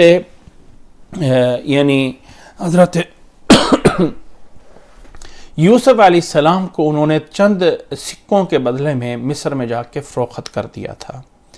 ہاں، یہ الگ بات ہے کہ جس مصر نے خریدا تھا اس نے غلام بنانے کی بجائے اپنا بیٹا جو ہے وہ بنا کے اپنے گھر میں رکھ لیا تھا، وہ ایک الگ بات ہے۔ اللہ تعالیٰ کے نبیوں میں سے کوئی نبی جو ہے وہ ایسا نہیں ہے کہ جس نے غلامی کی زندگی جو ہے وہ گزاری ہو، لیکن یہ نبیوں سے پہلے جو ہے، یعنی اللہ کے نبی صلی اللہ علیہ وسلم کے اس اسلام کا اعلان کرنے سے پہلے یہ باقاعدہ غلام پائے جاتے تھے۔ اسلام آنے کے بعد جو آلریڈی پہلے سے غلام تھے، باندیاں تھیں، ان کو برقرار رکھا گیا۔ جس طرح کے اسلام سے پہلے کے ہوئے نکاح، چاہے وہ صحیح طریقے سے ہوئے تھے یا صحیح طریقے سے نہیں ہوئے تھے، جب میاں بیوی مسلمان ہو گئے تو ان کا دوبارہ سے نکاح نہیں کروایا گیا۔ جو اسلام میں کے پہلے سے جو نکاح موجود تھے ان کو تسلیم کیا گیا، اور اسلام لانے کے بعد آپ صلی اللہ علیہ وسلم جو ہیں، آپ کی بیوی حضرت زینب، بیٹی حضرت زینب جن کا نکاح ابو العاص سے تھا، جو کہ جنگ بدر میں پکڑے گئے تھے قیدی، جن کو پچھلے واقعے میں بیان ہو چکا ہے حضرت خدیجہ رضی اللہ تعالی عنہ کے واقعے میں، کہ حضرت زینب نے اپنے خامد ابو العاص کو چھڑانے کے لیے وہ ہار بھیجا تھا اس شرط پہ کہ چھوڑ دیا جائے۔ تو جب ابو العاص واپس گئے، انہوں نے حضرت زینب کو مدینہ بھیج دیا تھا، بعد میں مسلمان ہو کے مدینہ میں آ گئے تھے۔ تو آپ صلی اللہ علیہ وسلم نے جو پہلا ان کا نکاح حضرت زینب کے ساتھ ہوا تھا، اسی نکاح کو برقرار رکھتے ہوئے حضرت زینب کو ابو العاص کے پاس بھیج دیا تھا۔ تو اسلام سے پہلے کی جو چیزیں تھیں، نکاح تھی، غلام باندیاں تھا، اس کو ویسے ہی رکھا گیا۔ لیکن اسلام لانے کے بعد کسی کو غلام یا باندی بنانے کی اجازت نہیں تھی، الا یہ ہے کہ صرف ایک چیز پہ۔ اسلام میں یہ ہے کہ جب کہیں پر اسلام اور کفر کی جنگ ہوتی تھی، جہاد ہوتا تھا، تو وہ لوگ، وہ مرد اور عورتیں، اس وقت کافروں کی طرف سے جنگ میں آنے والے مرد بھی ہوتے تھے، عورتیں بھی ہوتی تھیں، مرد بھی ہوتے تھے، عورتیں بھی ہوتی تھیں۔ مسلمانوں کے لوگ جو جنگ میں لڑنے کے لیے جاتے تھے، ان کے ساتھ بھی عورتیں ہوتی تھیں۔ جب مسلمان جہاد کرنے جاتے تھے تو ساتھ عورتیں بھی ہوتی تھیں، عورتوں کا کام جہاد میں یہ ہوتا تھا کہ جو پیچھے زخمی ہو جاتے تھے مجاہدین، ان کی مرہم پٹی کرنا، ان کو پانی پلانا، ان کو یہ زخمیوں کی دیکھ بھال جو ہے وہ پیچھے عورتیں جو ہے وہ کر لیتی تھی جنگ کے اندر۔ تو مسلمانوں کے ساتھ بھی عورتیں جاتی تھی، کافروں کے ساتھ زیادہ عورتیں ہوتی تھیں، کافروں کے ساتھ زیادہ عورتیں جاتی تھیں۔ تو اگر ایک مسلمان اور کافروں کی آپس میں جنگ ہوئی ہے تو جو عورتیں جنگ میں ایز اے کام کرنے کے لیے، جنگ میں ایز اے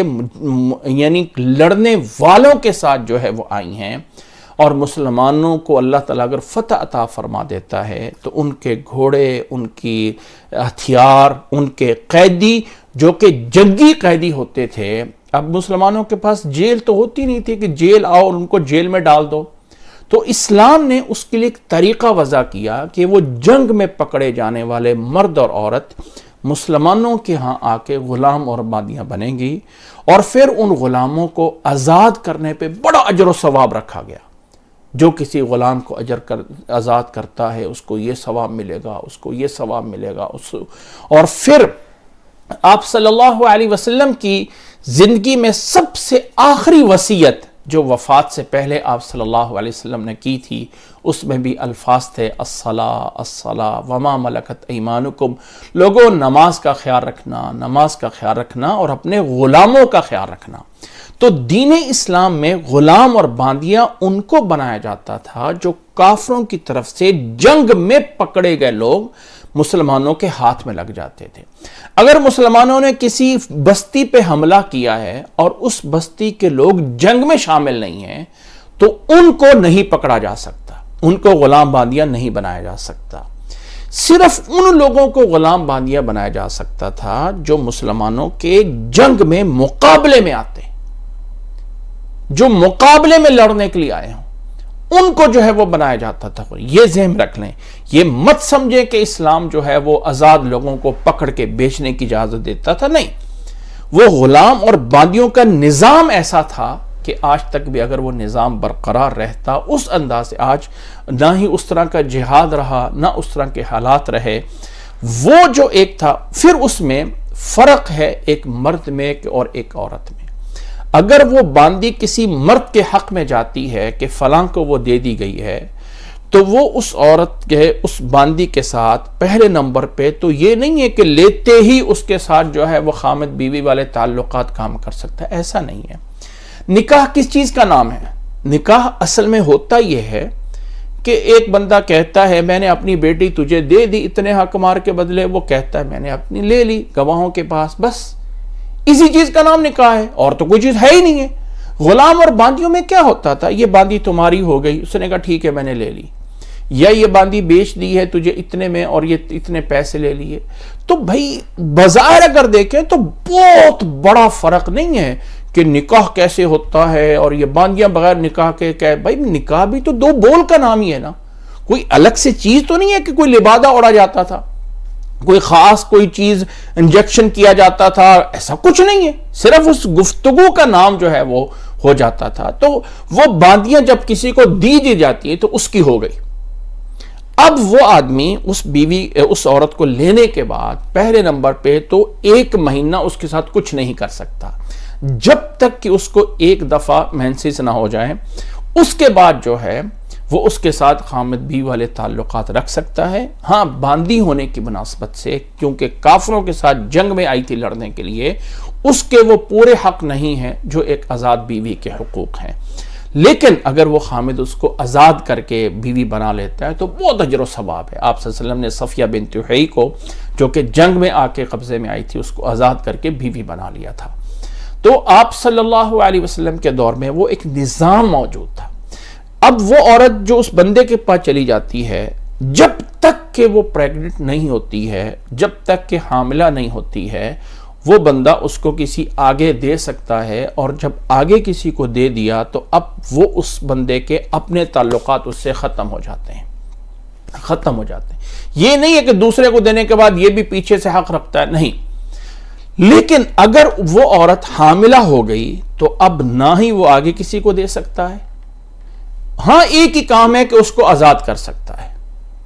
اور اگر اس کو آزاد نہیں کرے گا تو جیسے ہی اس کا بچہ پیدا ہو جائے گا تو وہ اس بندے کے فوت ہونے کے بعد خود بخود آزاد ہو جائے گی.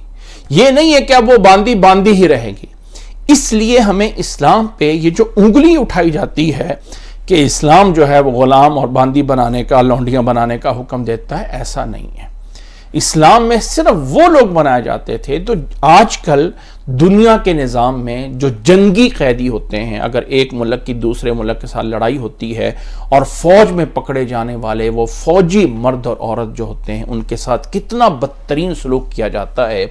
دنیا کے اس نظام میں ہم دیکھ سکتے ہیں. اسلام نے کیا کہا؟ ان جنگی قیدیوں کو آپ اپنے غلام بنا کے رکھو، جیسے خود کھاتے ہو ویسے ان کو کھلاؤ، جیسے خود پہنتے ہو ویسے ان کو کھلاؤ.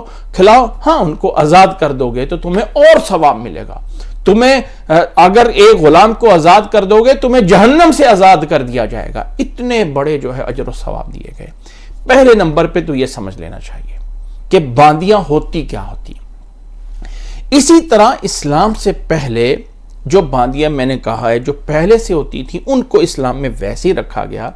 لیکن اسلام آنے کے بعد کسی کو غلام اور باندی بنایا زبردستی نہیں جا سکتا ہے، الا یہ کہ یہ پروسیس سے کوئی گزرے تو تب جا کے غلام باندیاں بنتے تھے. اسلام سے پہلے کیا تھا کیا نہیں تھا، کون جائز بنا کون ناجائز بنا، کون صحیح تھا، کس کا نکاح صحیح ہوا تھا، کس کا نکاح جب مسلمان ہو گئے تو ان کی اسی حالت کو برقرار رکھا گیا. یہ تھا ایک اسلامی معاشرہ جس میں بنایا گا. آپ صلی اللہ علیہ وسلم کی جن عورتوں کے ساتھ تعلق رہا ہے ان میں ایک کا نام ہے ماریہ قبطیہ. قبطی ایک قبیلہ ہے جو کہ مصر میں تھا. مصر میں قبطی قبیلہ جو ہے وہ تھا. اور آپ صلی اللہ علیہ وسلم جب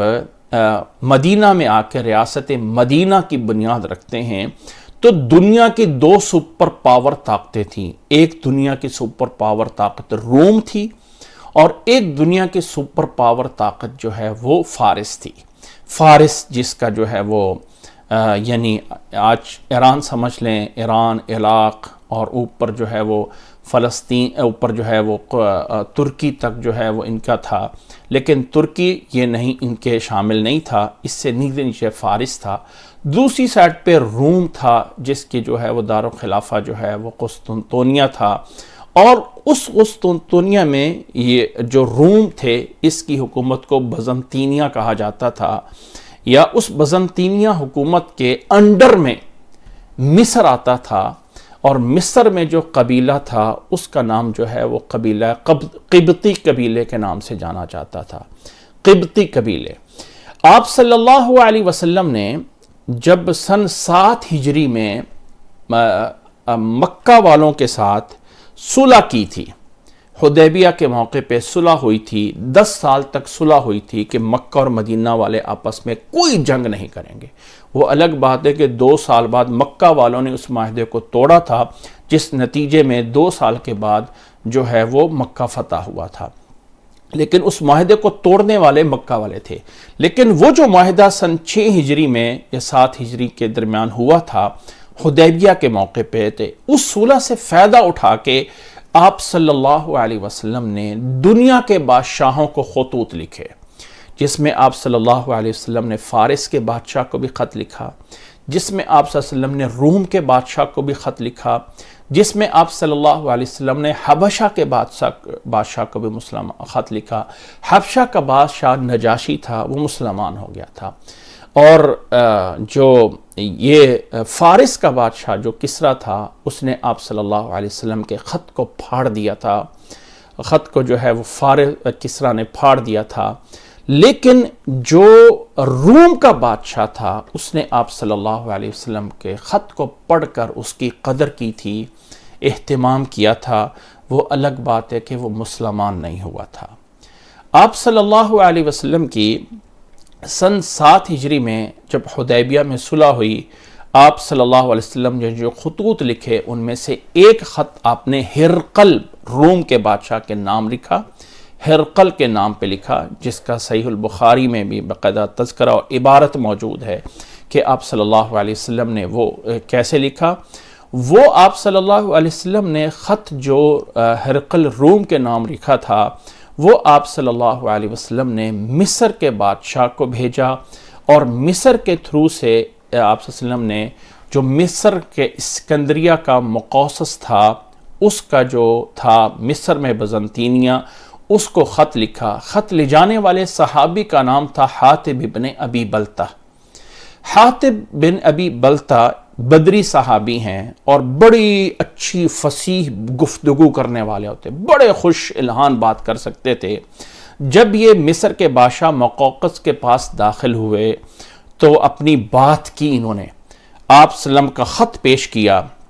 اور خط پیش کرنے کے بعد اپنا نظریہ رکھا، اسلام یہ ہے، اسلام یہ ہے، اسلام یہ ہے۔ آپ صلی اللہ علیہ وسلم کے خط کو جب اس مصر کے بادشاہ نے خط کو دیکھا تو بڑا خوش ہوا،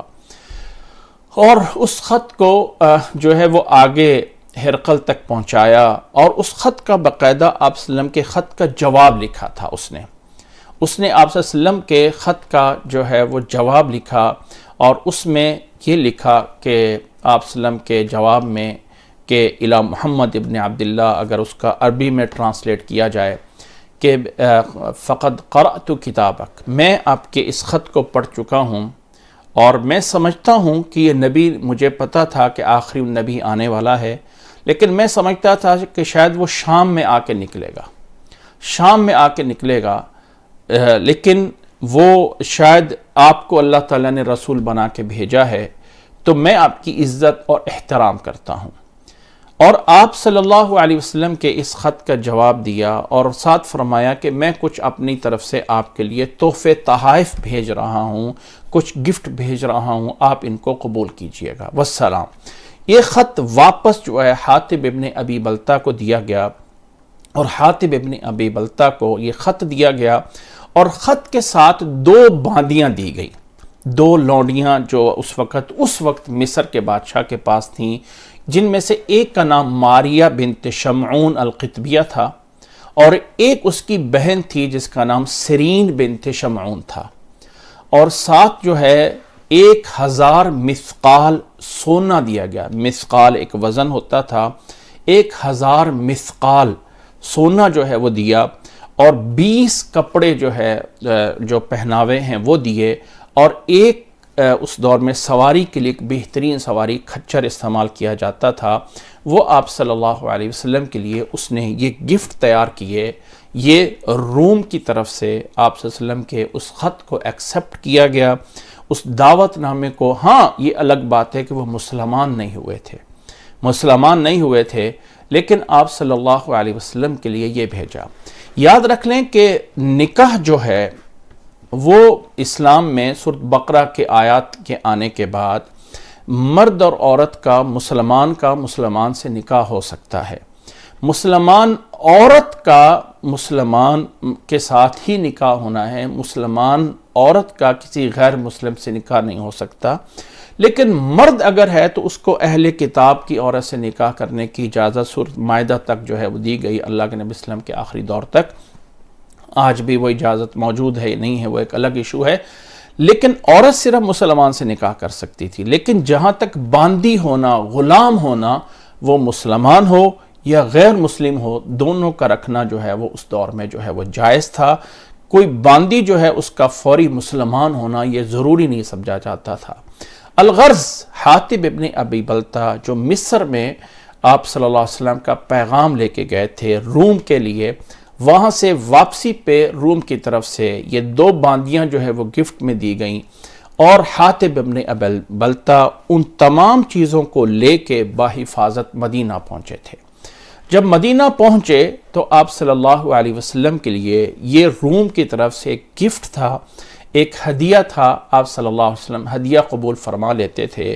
آپ صلی اللہ علیہ وسلم نے ماریہ قبطیہ کو اپنے لیے رکھ لیا، اور اس کی بہن سرین بنت شمعون کو آپ صلی اللہ علیہ وسلم نے اپنے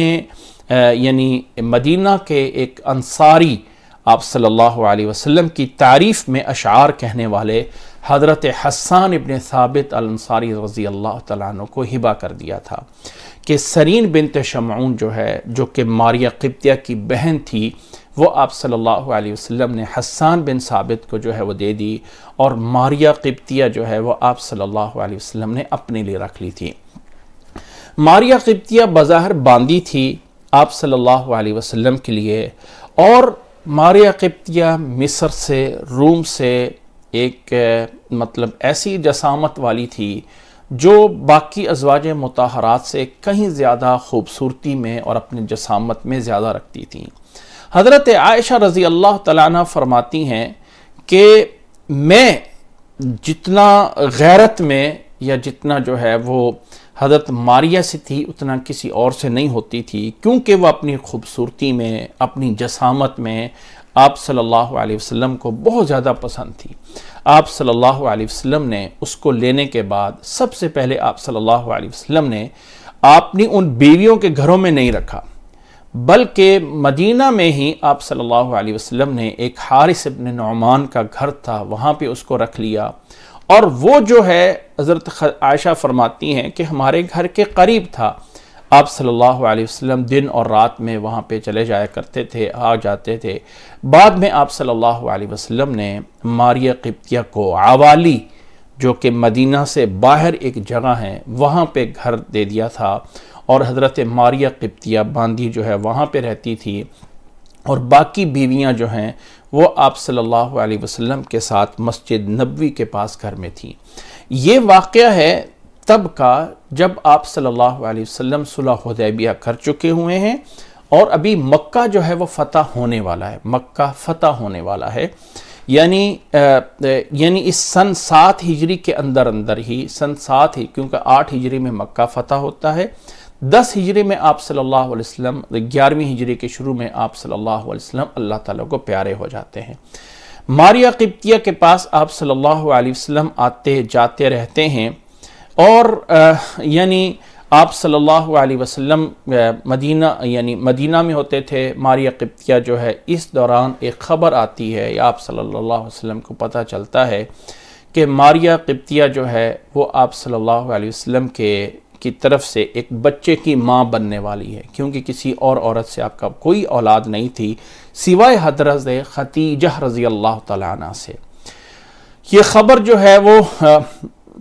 آپ صلی اللہ علیہ وسلم کی عمر اس وقت 60 سال کی عمر ہو چکی تھی، 60 ایئرز میں آپ صلی اللہ علیہ وسلم تھے، اور آپ صلی اللہ علیہ وسلم کو یہ خبر ملتی ہے۔ سن 8 ہجری میں جب آپ صلی اللہ علیہ وسلم مکہ کو فتح کر لیتے ہیں، تو آپ کو اپنے بیٹا پیدا ہونے کی خوشخبری ملتی ہے، جو بیٹا خوبصورت ترین تھا، کیونکہ اس کی والدہ جو ہے وہی ایک یعنی جس کو آپ کہتے ہیں کہ عرب جو ہیں قوم، یہ ایک گندمی کلر میں ہیں، ایک براؤن کلر کی نسل میں ہیں، جبکہ مصر یا اس سے اوپر روم جو ہیں وہ جس کو آج کل آپ وائٹ لوگ کہتے ہیں، ان سے جو ہے وہ بنتی تھی۔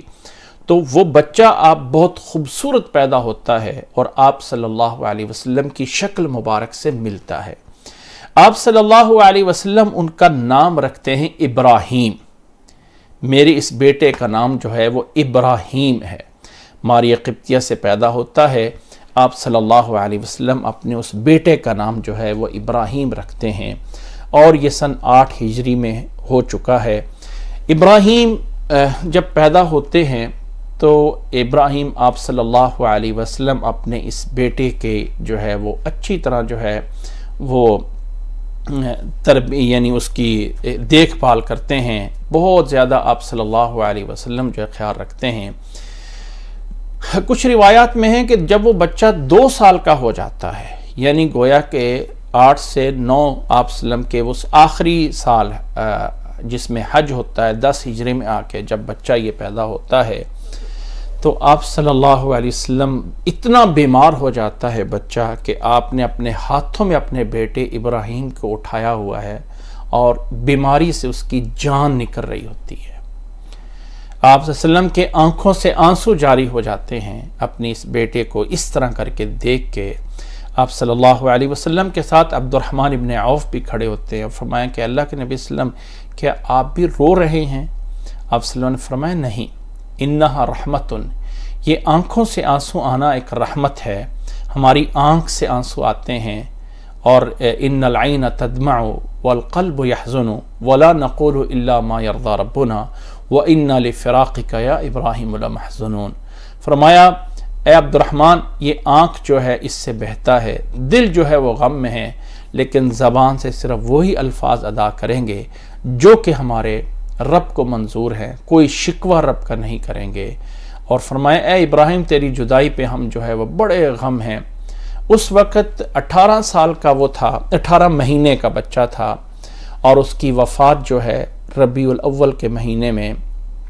سن 10 ہجری میں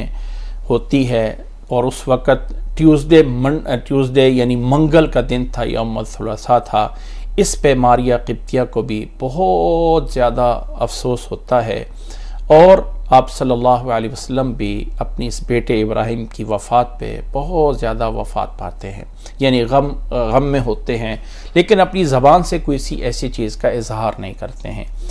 آپ صلی اللہ علیہ وسلم کی ساری اولاد حضرت خدیجہ رضی اللہ تعالیٰ عنہ سے تھی. یہ ایک بیٹا ایسا تھا جو اس ماریہ قبطیہ سے پیدا ہوا تھا. ماریہ قبطیہ سے آپ صلی اللہ علیہ وہ مسلمان ہو گئی تھی آپ صلی اللہ علیہ وسلم سے. جب آپ صلی اللہ علیہ وسلم کے ساتھ جب آئی تھیں تو ماریہ قبطیہ رضی اللہ تعالیٰ عنہ اسی وقت ہی مسلمان ہو گئی تھیں. جب آپ صلی اللہ علیہ وسلم سے وہاں مصر سے پہنچی تھیں تو مسلمان ہو کے آپ صلی اللہ علیہ وسلم نے ان کو ساتھ رکھا تھا. آپ صلی اللہ علیہ وسلم نے اس ماریہ قبطیہ کی وجہ سے جو پیچھے سے آپ صلی اللہ علیہ وسلم کے رشتہ دار بنتے تھے، اس میں آپ نے ایک مسلم میں روایت موجود ہے کہ آپ صلی اللہ علیہ وسلم نے فرمایا کہ انکم ستفتحون مصر، لوگو تم مصر کو جا کے فتح کرو گے. وہی ارض یسمى فیہا القیرات، اور یہ وہ جگہ ہیں جہاں پہ جس کا نام قیرات بھی رکھا جاتا ہے. جب اس علاقے کو فتح کرو فاحسنوا الی اہلھا، وہاں کے رہنے والوں پہ احسان کرنا. فإن لهم ذمة ورحمة، ان کے لیے ایک ذمہ داری ہے، ایک میرے سسرال گویا کہ او ذمة وسحرا، کہ میرے وہ ایک سسرالی رشتہ جو ہے وہ رکھتے ہیں. اور ایک روایت میں ہے کہ آپ صلی اللہ علیہ وسلم نے یہ فرمایا تھا کہ استوصوا بأہل مصر خیرا، مصر والوں کے ساتھ اچھائی کرنا. فإن لهم نسبا وسحرا، ان کے ساتھ ہمارا ایک نسب کا بھی تعلق ہے، اور ہمارا ان کے ساتھ ایک جو ہے وہ رشتہ یعنی سسرالی رشتہ بھی ہے. نسب کا رشتہ اس طرح ہے کہ حضرت ہاجرہ علیہ السلام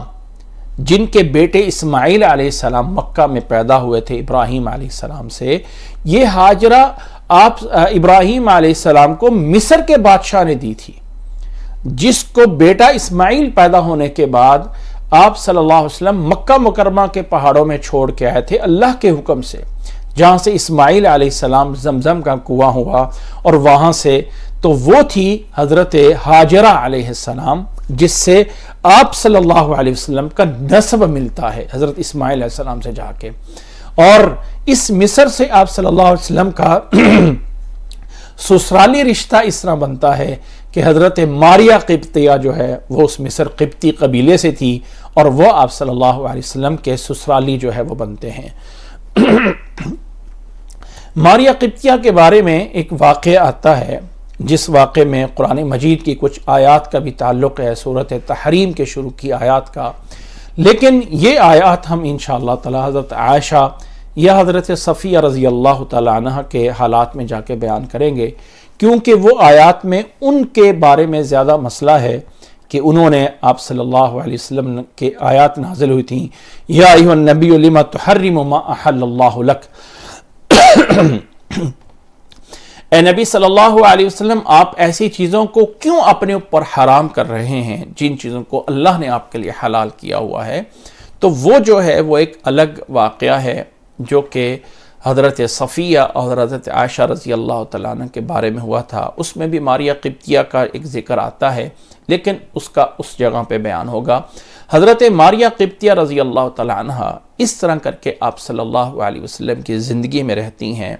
آپ صلی اللہ علیہ وسلم کی وفات کے بعد اب وہ ایک آزاد ہو جاتی ہیں، لیکن آپ صلی اللہ علیہ وسلم سے تعلق ہونے کی وجہ سے اب ان کے بعد میں آپ صلی اللہ علیہ وسلم کے بعد ان سے کوئی نکاح نہیں کر سکتا ہے.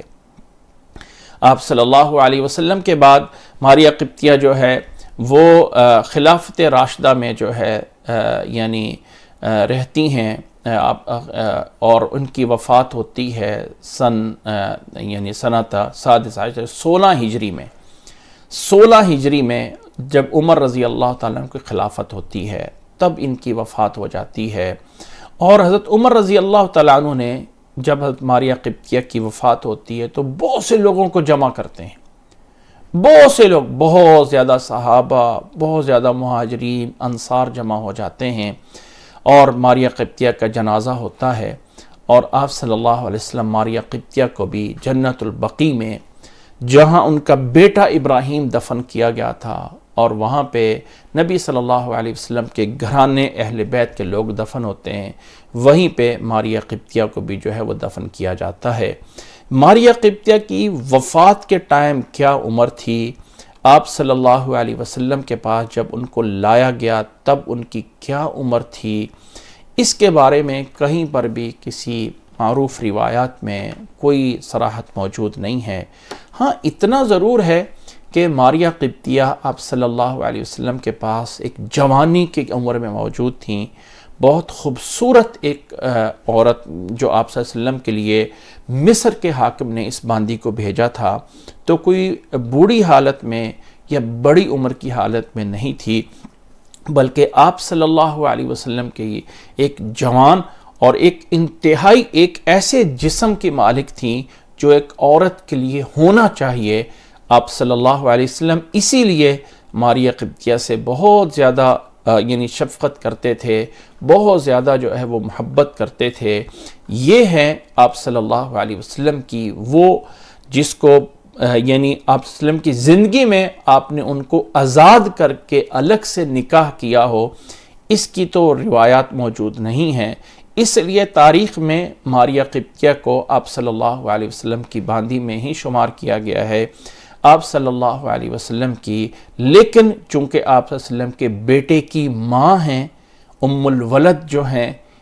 جس باندی سے بیٹا پیدا ہو جائے یعنی اولاد ہو جائے اسے ام ولد کہا جاتا ہے، لیکن امہات المومنین میں انہیں شمار کیا جاتا ہے کیونکہ آپ صلی اللہ علیہ وسلم کے ساتھ ان کا بھی تعلق رہا ہے. یہ تھے چند ایک حالات جو کہ آپ صلی اللہ علیہ وسلم کے تھے. آپ صلی اللہ علیہ وسلم کی بیویوں کے بارے میں، آپ صلی اللہ علیہ وسلم کی زوجات کے بارے میں. آج کے اس مختصر سے ٹائم میں ہم نے 3 صحابیات پہ بات کی ہیں، حضرت سودا بنت زمعہ اور حضرت زینب بنت خزیمہ اور حضرت ماریہ قبطیہ رضی اللہ تعالی عنہ، جن کا تعلق آپ صلی اللہ علیہ وسلم سے رہا ہے. حضرت سودا بنت زمعہ کے بارے میں جو مسائل اور احکامات ہمیں اسلام نے دیے ہیں ہم نے ان کو بھی جانا ہے. اور حضرت زینب بنت خزیمہ مختصر سے عرصے میں آپ صلی اللہ علیہ وسلم کی زوجیت میں رہتی ہیں، اور ماریہ قبطیہ جو ہے وہ سن 7 ہجری کے آخر سے لے کے سن 8 ہجری میں، 9 ہجری میں، 10 ہجری میں 3 سال کا عرصہ آپ صلی اللہ علیہ وسلم کے ساتھ جو ہے وہ گزارتی ہیں. اور حضرت سودا بنت زمعہ جن کا سب سے پہلے تذکرہ ہوا تھا، آپ صلی اللہ علیہ وسلم کی زوجیت میں 13 سال جو ہے وہ رہتی ہیں. یہ ہے چند ایک حالات آپ صلی اللہ علیہ وسلم کی ازواج مطہرات کے بارے میں. انشاءاللہ تعالی یہ سلسلہ جو ہے وہ چلتا رہے گا، اور انشاءاللہ تعالی یہ آئندہ ویک میں آپ صلی اللہ علیہ وسلم کی ازواج مطہرات کے امہات المومنین کے جو آگے ہیں ان کے بعد ان کا تذکرہ کیا جائے گا. اللہ سے دعا ہے کہ اللہ تعالی ہمیں اپنے گھروں کو ایک ایسا گھر بنانا چاہیے کہ جس میں امہات المؤمنین کے نقش قدم پہ چلتے ہوئے ہم اپنے گھروں کو بھی دین اسلام کا ایک گہوارہ بنائیں، دین اسلام جو ہے اپنے گھروں میں بنائیں اور دین اسلام کو اپنی اولاد میں، اپنے بچوں میں نافذ کریں. اللہ تعالی ہمیں عمل کرنے کی توفیق عطا فرمائے. جزاکم اللہ واحسن الجزاء وآخر دعوانا ان الحمد للہ رب العالمین. اللہ اکبر، اللہ اکبر.